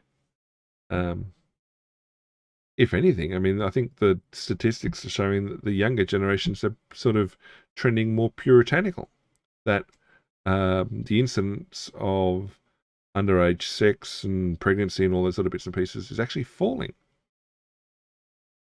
So if anything, the opposite seems to be true, but we're implying causation instead of correlation. So, yes, okay. So she gives the example of aggressively finding a child seeing a video showing a man aggressively choking a woman during sex through a normal search engine. Okay. I challenge anyone to find something like that through like a Google search or a Bing search or even a Yandex search or a Brave search. That sort of stuff just wouldn't. Well, I've not tried every option to try and find it, but that sort of stuff just doesn't show up as a regular search. You've got to be intentionally searching out stuff like that. But true, someone underage encountering that can't necessarily understand the context or unsee that content. Well, it also comes down to what Australia permits to be seen. The requirement of search engines to blur images, much the way that Safe Search already works. Yeah, okay. Automatic redirects to mental health support services. Okay, I agree with that. I mean, that seems fairly reasonable. But if people still are doing research, like academic type research into prevalence of those sort of issues, or having to do research on it, should still be able to access that sort of information. There is important societal innovations, greater protections. Yeah, I mean, there are, redirected to professionals who can help support them. Well, okay, here we go. Here's the moralistic grandstanding. If it changes, if saves even one Australian life, it's worth the inconvenience to everybody else. Yeah, okay. And this is one of the issues that the conspiracists are looking at. That Australians does not mean that Australians will be required to hold an account to search the internet. Well, I mean, most people are using Google signed in anyway, so Google knows who you are. Reports of this occurring might make for good clickbait are simply untrue. Well, a lot of what she's been doing makes for good clickbait and is true. Common sense and reasonable and proportionate. Okay, well, some of them are. Might wonder why they're not already in place. Well, it seems, as I said, it's like it's enforcing something that's analogous to what's already in place on some of the major search providers. So it's there already. Blah, blah, codes are separate. And no other details. All right, so we've got two more things that I want to cover off. Well, 3 more things, 4 more things, 5 more things. All right, we'll quickly dip into this. Sometimes it's great to have a human interest story. And this is very Australian. Kind of one of those things that you read and go, yep, that's a part of Australia that you don't see as much anymore. All right, so this bloke is taking his Vespa all the way around the country to watch all 5 ASHES tests. Now, obviously, he's been helped out by the first test in Perth, only going for 2 days, giving him an extra couple of days to get from Perth to Brisbane. He's travelling more than 12,000 Ks around Australia to watch every ASHES test. He's making his trip on his yellow Vespa. So he's gone to Perth, then he's going to Brisbane, then he's got another 4,000 to travel to Adelaide, Melbourne and Sydney tests. Yeah. Okay, but the good stuff starts a little bit further in the article. Okay, so while some might choose to fly, he's choosing to do it at 90 Ks an hour on a Vespa. It's to do with his mental health. He encountered some traumas, and it's him dealing with some of it. Fair enough. Bought the Vespa just after being medically retired. Really great to ride, really good for mindfulness. Hey, good for him. When he floated the idea of an epic road trip to his wife, she didn't say no, so he took that as a green light. Good work, buddy. The Vespa has been kind of life-changing for him, she said.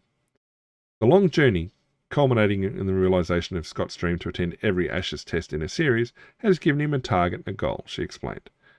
Really happy that he's getting out there. He's definitely doing everything he can to rebuild his resilience, which has certainly been low in recent years. After a short test run from Canberra, where he lives, to the Blue Mountains, so that's only on the order of a couple hundred Ks. So, yep, I'm going to do a 200K road test for a 12,000K trip. Yep, that's going to go well. After a short test run from Canberra to the Blue Mountains, Scott set out with his wife's blessing and a detailed list of petrol stations to ride the more than 3,700 Ks to Perth. I followed him on a practice run from Katoomba, and he didn't look like falling off, so I was pretty confident he was going to be fine. I like her. Contending with road trains, trucks, potholes, and a petrol tank that only takes him a couple hundred Ks at a time, Scott made the first leg of his journey to Perth. Good work. Then he jumped back on the Vespa for the second leg, Perth to Brisbane, for the second test. So he's up there right now. I have to be mindful of where the trucks are. There's been a couple of close calls which my wife won't want to hear about. Well, she just has. Whilst he's a fantastic driver, according to his wife, she's firmly ruled out a his and hers matching Vespa. I'm not very coordinated, so he don't want me on the open road on a Vespa. I can just go on the back of his every now and then. That is, when he graduates from his P plates. So he's doing the whole thing on his Ps as well. Well, because motorcycle Ps are different to fixed forward motor vehicle Ps, Australian licensing, blah, blah, blah, blah, blah, blah. Until then, Scott has Helen and family behind him as he continues the remaining 4,000-kilometre journey from Brisbane to Adelaide, then Melbourne, via the Great Ocean Road. Well, that wouldn't be bad, because the Melbourne test is traditionally the Boxing Day test, so he's going to be making the trip from Adelaide to Melbourne over Christmas down the Great Ocean Road. It could be busy, but that'd be a nice trip. And on to Sydney for the New Year's test, before returning home to Canberra. Yeah, I like that. I mean, you don't see articles like that pop up as much anymore. I mean, probably because I probably may not watch the channels and news that produce that as much anymore. But that's kind of funny. It's a good recovery, I guess. All right, what else do we have? I think we can touch on maybe one or two more things. Let's have a quick check of something. All right, we've got enough time to cover off. Actually, maybe have enough time to do everything else. So we definitely talked about the e-safety stuff. We talked about our happy Aussie. Okay. We talked last time about the CFMEU. Oh, that's a bad flag to have, particularly in the context of Ukraine conflict. I mean, it looks like it's aligning itself with, like, I think it's meant to invoke the Aboriginal flag, but red and black flags on a horizontal field. Yeah, they don't have good connotations. But anyway, so the CFMU inquiry. So Construction, Forestries, Mining, Electrician Union is, well, one, under administration at a federal level, and two, currently undergoing an inquiry in Queensland about the use of violence and intimidation and blah, blah, blah, blah, blah, against a whole bunch of things. The AWU is one of the CFMU's competing unions, And so we're now into the second public week of hearings. So they took a week off, well, a week of maybe non-public hearings, and now they're continuing again. So the boss of the AWU says that she lives in a perpetual state of anxiety amid an orchestrated fear campaign against her by the CF. I thought it was manufacturing. Sorry, it's Maritime Employees Union. Construction, Forestry and Maritime Employees Union. My mistake. Sorry about that. Yep, so that they're saying that she's received what she perceived to be a death threat, and there's escalating hostilities between the different unions. Given personal message saying to the effect of, if she sticks her head up, it'll get knocked off, which she took to be a threat on her life. Probably not unrealistic. Detailed another instance in which she was followed. Again, they know how to skirt the law, but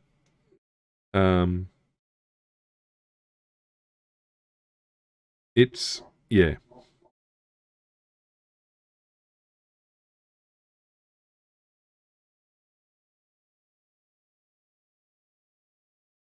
And that basically it's they're seeking to maintain dominance in particularly the construction industry.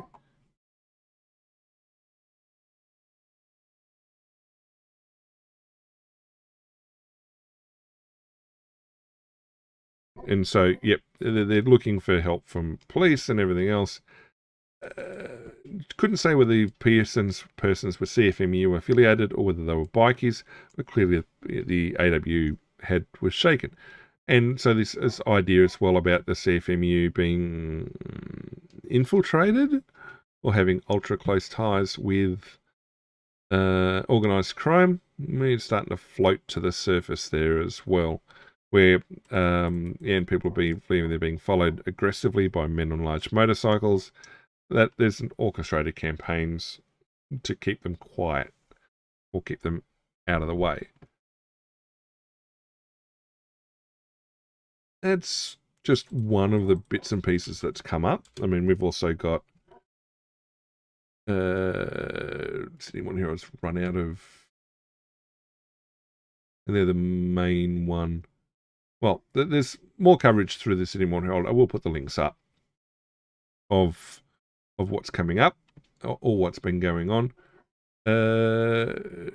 We'll jump ahead then to national security. No, infrastructure stuff. So I've talked about infrastructure in the past quite a lot.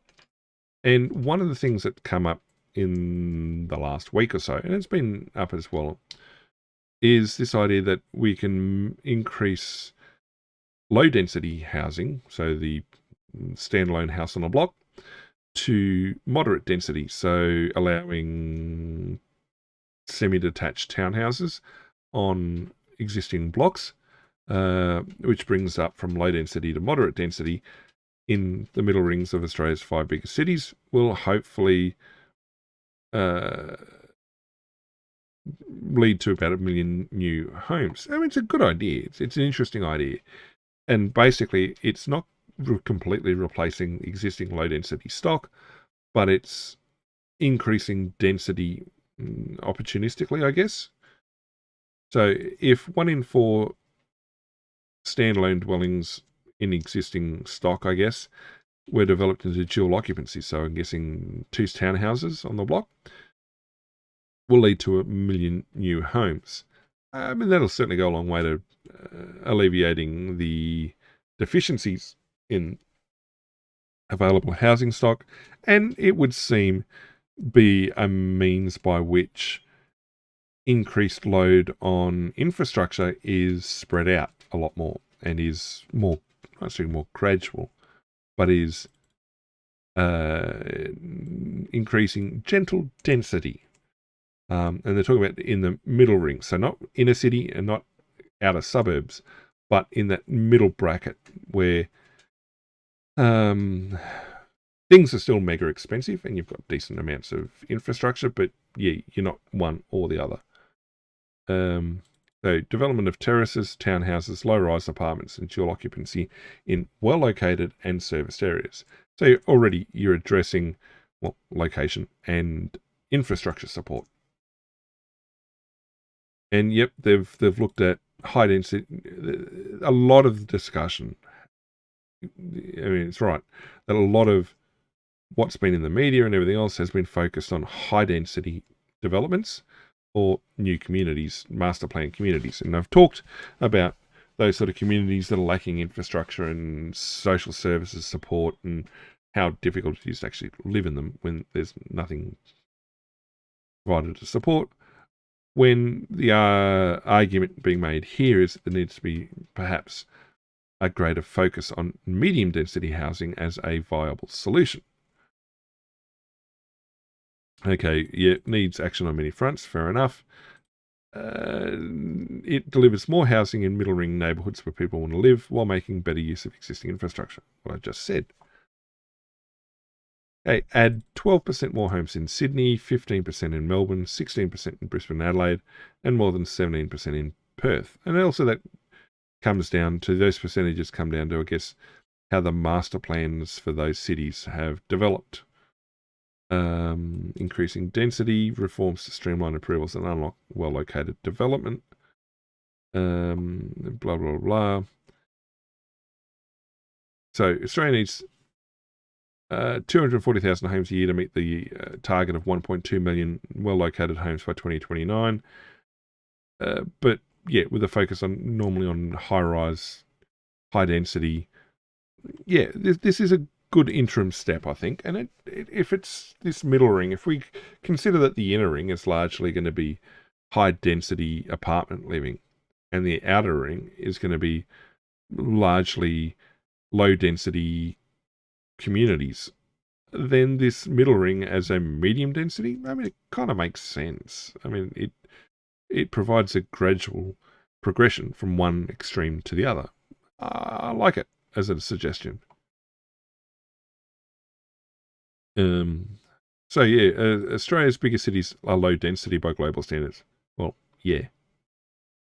This idea of high density living just never really settled in Australia. I mean, you had the old, in the colonial, like early colonial cities, Sydney and Melbourne, for example, and Brisbane to a lesser extent. You had the inner suburb, the inner city suburb terraces, your workers' cottages, your terrace housing, largely working class housing that, well, nowadays is extremely well sought after, but it was the high density living of its day, or medium, high density living of its day. And I mean, those suburbs tended to get knocked down and replaced with, well, even more high density going forward, or industry or whatever. The working class work moved out of those suburbs as the cities got bigger. But no, I mean, yeah, the density over time decreased effectively. Melbourne now outranks Sydney for population. Surprise. Okay, so yeah, it puts a lot of pressure. Low density puts a lot of pressure on infrastructure, needs new transport systems, long commutes, difficulties accessing services. Yeah. And yep, this middle solution is the best of both worlds almost. And they look at Auckland as an example of where this has worked, where I guess there's a push for a change to zoning and allowed more medium density housing to be built, which led to more than, for 1/3 of building planning basically being higher density or medium density. And so it actually improved the availability of housing and allowed housing to outpace growth. Sounds like it's a good solution. So, yeah, local councils are important. Yeah, no, I think that's That's a great idea. What we also have is where we talk about those planned communities, and I've talked about this before, these greenfield suburbs that have gone in where the infrastructure hasn't caught up or hasn't been in place before the suburbs have been built, which has led to issues for people down the track. And so what we have here is an example in Wollondilly, so that's New South Wales, Wilton area in Wollondilly Shire. More than 12,000 homes can't be built basically because of sewage constraints. 82,000 homes around the country can't be built because they lack sewage and roads. And so the infrastructure, so there were those greenfield suburbs in Melbourne that were being built. Obviously, they had enough infrastructure to go ahead and be built, but they lacked the transport connections. They lacked schools, supermarkets, medical providers, all those sort of other ancillary services that go towards making a livable, sustainable community. Well, here we've got examples of developments that just can't go ahead full stop because the underlying basic infrastructure is non-existent. So, bought a block of land in 2021, still can't build because there's no water or sewage connection. That seems to be a bit of an oversight and seems to be possibly a very poor example by the developer. And now they're looking at service connections in 2028. Ooh, I mean, and it's costing them money. So yeah, we covered that number. There's a lack of funding and a misalignment between Commonwealth and state government planning to blame. I guess it depends on who's responsible for putting in the major connections. So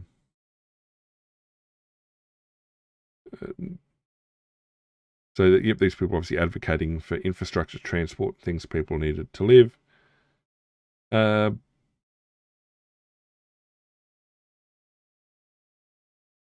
So outer suburban growth areas could accommodate more housing.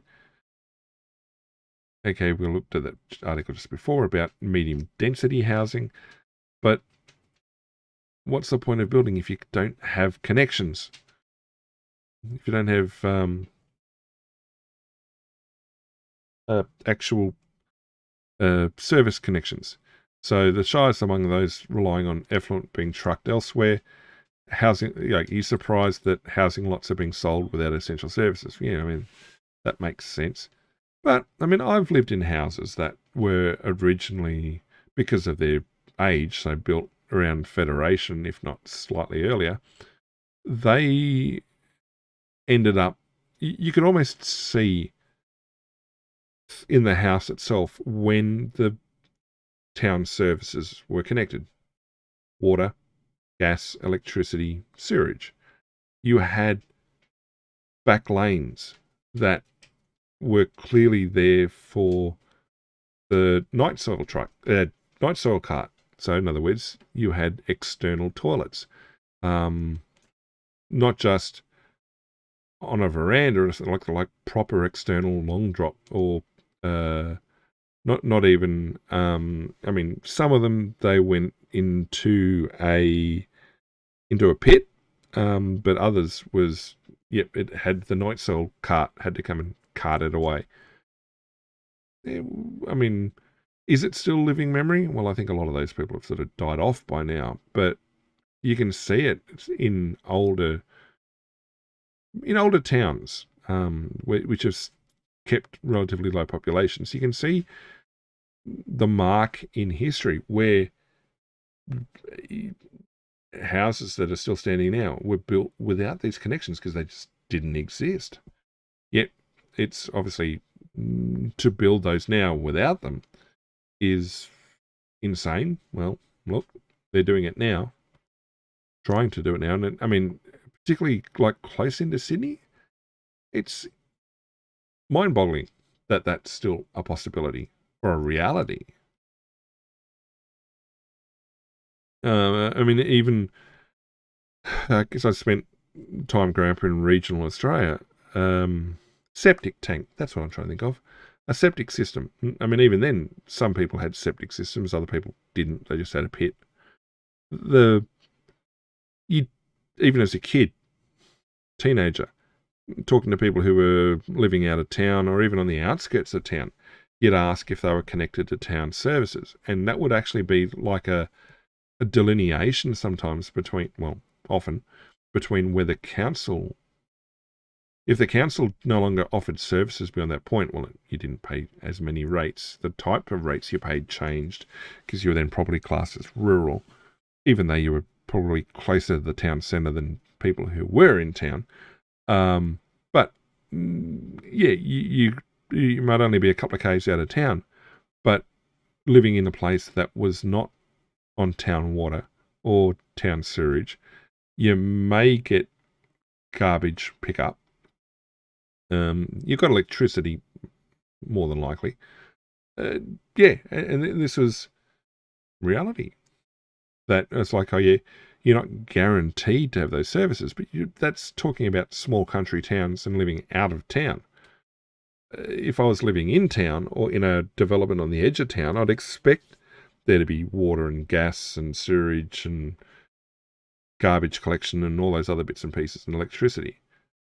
So that's right from back in the 90s. I'd expect like these developments on the outskirts of Sydney or satellite communities for Sydney to have them. The idea that you've sold development plots that won't have connection for 8 years plus. Yeah, someone's rorting the system. So yeah, expanded water and sewage infrastructure in Wilton is due by 2027. It's just, I find it amazing that they've still got development in places serviced by Sydney Water of all people, like a major city's service providers. No, bizarre. All right, well, we're going to finish out. Nope, not quite finished. Two more things. This will be relatively quick. This popped up this morning. Well, it popped up in my news this morning, but it was put out last night. Of the detaining of 6 Chinese men who arrived in remote Western Australia community by boat. So it said an off-duty officer located them north of Kalumburu on Monday. But another article I'd read said that the locals had found them wandering around the area. But basically, a group of 6 Chinese nationals who police say travelled to Australia by boat have been detained after they were discovered in a remote community at the northern tip of Western Australia. An off-duty police officer located them on Monday. It established they'd arrived via an unknown vessel as part of a group. Search for the remaining group members found 4 more men on Tuesday. So they were Chinese nationals. ABF had taken over. And they've now been detained, but no further comment will be made. More than 3,000 cases from Perth and a population of 388.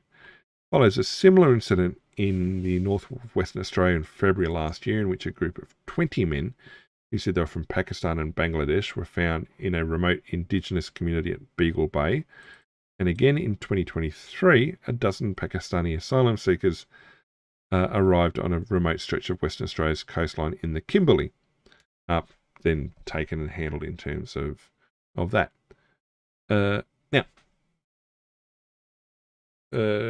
that's it. Okay. This has been something that there's been whispers of for decades, really. They've been, scuttlebutt. There's been, I guess, chatter coming out of those regions saying, like the remote northwest of Australia, saying that people have found like fishing boats washed up on a shore with nobody on them.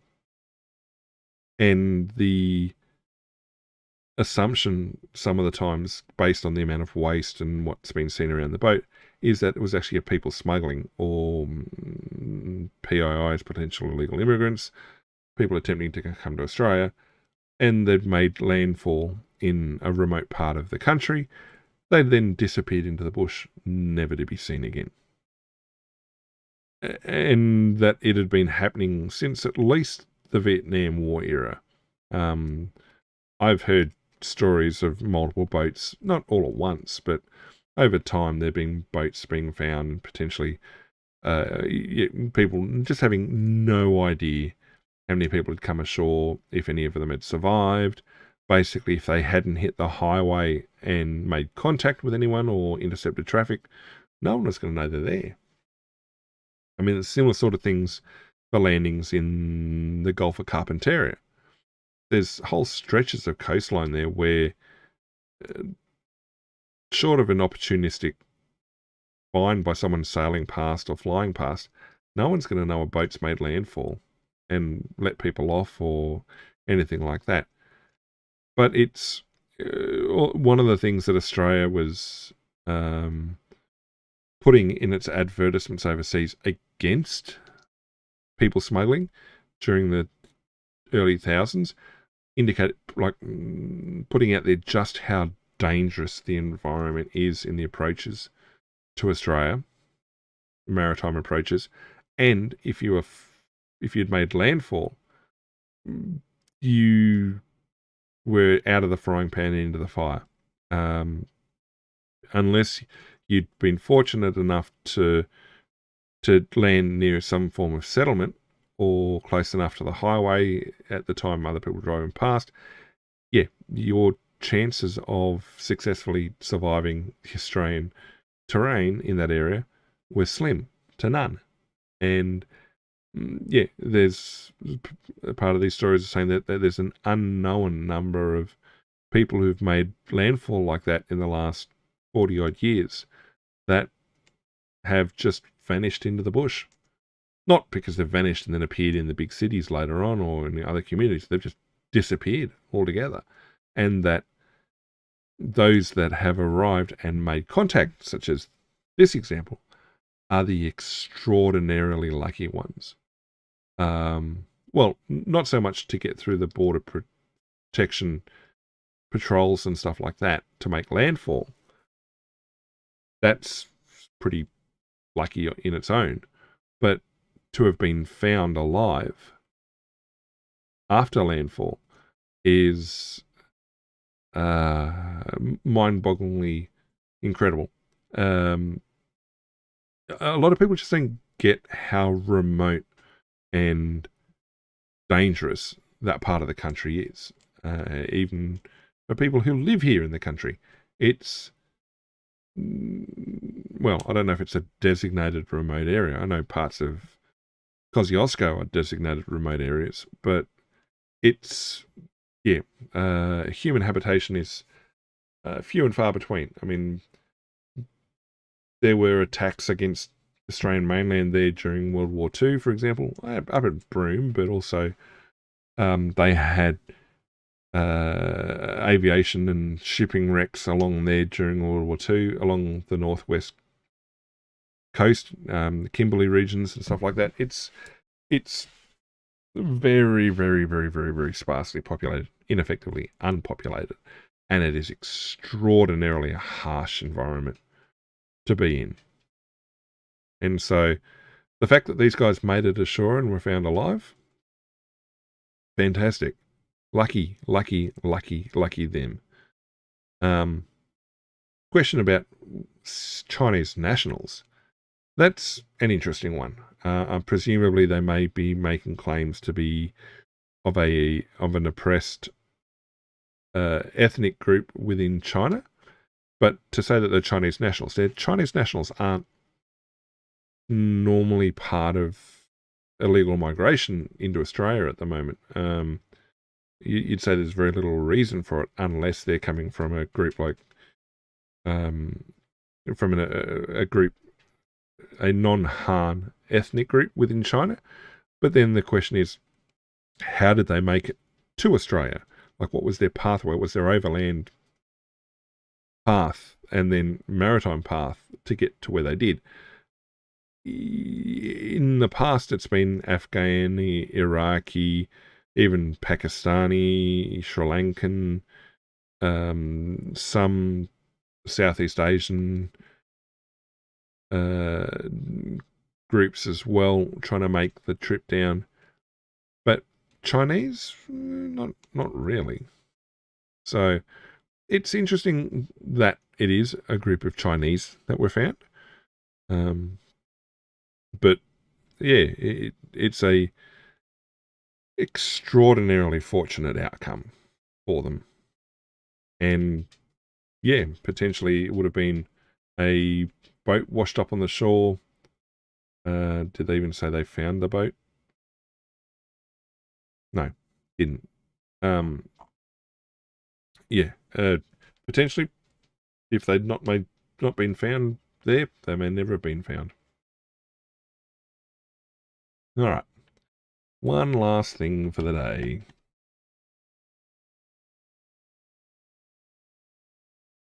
All right, we've talked in the past about retirement and cost of living and things like that.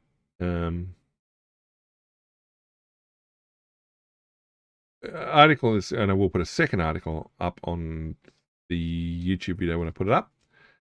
We're looking at an idea of how much it's going to cost to live comfortably. Now, those sort of estimates have come up and been published on and off over time, and different groups will publish them at various times as well. So this latest one is the Association of Super Funds of Australia. They may have done statements in the past. Okay, this one's only been published yesterday. So if you're going to, it's like, well, if you want to live and comfortably and achieve certain things, well, how much will you need? 172,000 in super is the average balance for nearly 18 million super holders over the age of 15. Okay, so that's 15 all the way through. So it's obviously being dragged down by the young workers who won't have had enough time to put much into their super. But for those in these retirement brackets, 65 to 69, you're looking at 400 plus in super, which isn't too bad. But is that enough to live off? Great that more Australians are reaching retirement with meaningful super. So substantive, but is it enough to live off? As things get more expensive, we've talked about forever renters, that if you're not already owning outright or nearly owning outright by this age, you may never get to that point for secure housing, all that sort of stuff. Are you looking at to progress onto a pension? What does your superannuation look like? How is that going to pay out? All sorts of bits and pieces. It's self-managed, yada, yada, yada, yada, yada, yada. Okay, so how much do you need to live in retirement? And so these sort of figures look fairly similar to what I've seen before, what they've put up before. So annually, you're looking at, it's a picture, not a thing. Comfortable lifestyle, 75,000, call it that. For a couple, as a homeowner, 50,000 on a modest. I don't know what the difference between the two is. I'm sure they'll tell us what that is. Whereas a single is 54 for comfortable, 35 for modest. But if you're renting, a modest lifestyle for a couple, 67,000, and close to 50,000 for singly. So what's that? $20,000 difference in annual expenditure for comfortable or modest for a singly. But if you're a singly that's renting, you're effectively that $20,000, $15,000 of that's just been eaten up by rent. So it's an increase of 3.5% and 3.6% based on the estimates they had last year, connected to the rising cost of living. Yet I'm sure that when the CPI index comes out, they're not going to give us a 3.5% increase in pensions. Retirees over 85 would need less money, probably because they're less active. A typical single homeowner will need about $300,000 in superannuation for a comfortable retirement. Couples need a combined $430,000, which we come back up here to what they stated, which was for those 65 to 69, the average balance is around $420,000. Okay, so if they're homeowners, well, there you go. You're going to be looking at being able to have a comfortable lifestyle. Now, how do they define a comfortable lifestyle? So modest lifestyle difference is less on health insurance, cars, take fewer holidays. And it does, okay, so spending habits, pre-retirement to post-retirement. People spend less in retirement, and increasingly so as retirement goes on. Yeah, you live longer, spend less. You also get discounts on council rates, electricity, medicines, and other benefits, which are an implicit income of thousands of dollars a year. Yep, fair enough. That's a fair statement. Where things listen the most, more money going on daily essentials. So electricity prices have got, yeah, that was insane, the last set of electricity bills. So yeah, the increase is close to 25% of electricity. Cost of eating out, 1.3%. Okay, so that's fairly flat. 9.3% for media services. So you're talking about streaming services. A lot of them are now, well, not consolidating. They're putting ads in and still raising prices. So prices have risen the fastest in things like food, energy, and health. Yes. So people might cut back on gifts, travel, and social occasions. Yeah, fair enough. Which is funny because when I looked at, I actually looked at the CPI basket and figures a couple of years back, because something I was looking at got a CPI index of like, in the very same breath as people saying, oh yeah, inflation is 2 to 3% or something like that. The CPI indexed increase on something was like 1.9 or 1.5%. I'm like, well, how do you get away with stating that inflation is blah, but your CPI increase is not nearly the same? Or how do you justify that it's only 2% increase when your health insurance and your utilities have all shot up by 20%?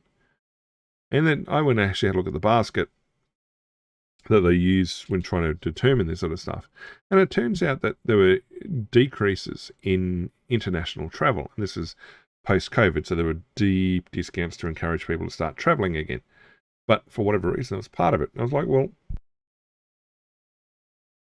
if people are having so much of their disposable income no longer disposable because it's being eaten up by rising cost of living, who has the available funds to go on international travel? Like if groceries were fairly flat in this particular basket, but if you're paying 20% extra across the board for electricity, gas, water, whatever, where's the available funding? Rate of wages didn't go up by 20%. So yeah, I was dubious about the appropriateness of that CPI basket, but well, presumably people are traveling. It's like, well, if you can't afford, if you're struggling on daily cost of living, what's the relevance of including international travel costs in your CPI basket? Which I think led to an unrealistic expectation or reality, which is people looking at the increasing costs compared to wages that might be linked to CPI increases. They're never going to match up, because I certainly felt at the time that the whole argument for how they constructed it was weak. But anyway, we'll finish up there for the day. I think I've bored people enough. Let's close things out. Put some tunes on. Alrighty, big thank you to everyone coming out today. regulars, first-timers, chatters, lurkers across all the various endpoints to the channel. Well, not just the channel, to my content. It's the channels wouldn't be the same without you. So thank you very much all for being here. What have we got next? We have planning on a gaming stream tonight with Prince of Persia, The Two Thrones. Looking at getting that underway 9 PM to midnight-ish Australian Eastern Daylight Savings Time. Then over the weekend we're looking at Minecraft, my multiplayer stream from our Minecraft SMP on Saturday night. If you want in on that, head for the Discord. You'll find a bunch of details in a channel called Multiplayer Server Details. And that'll have a link to a mod pack and everything else, and guidelines on what you need to do to get on board with all of that. Sunday we have our giveaway, which this week is for a copy of Eastern Exorcist. If you want in on that, head for the Discord. You'll find a channel called Giveaways. Head in there, you'll find a blue button, click the blue button, and you're automatically in the draw. Those get drawn before Sunday's stream every week. And this week we're continuing Infamous Second Son. We're closing in on the end of our first playthrough, and then we'll be doing the Evil playthrough after that. Then Monday night is Mass Effect. And next week, well, I'm not going to make any promises what's happening next week. It's very, very fluid as we roll into Christmas. Other than that, a very big thank you to coming out.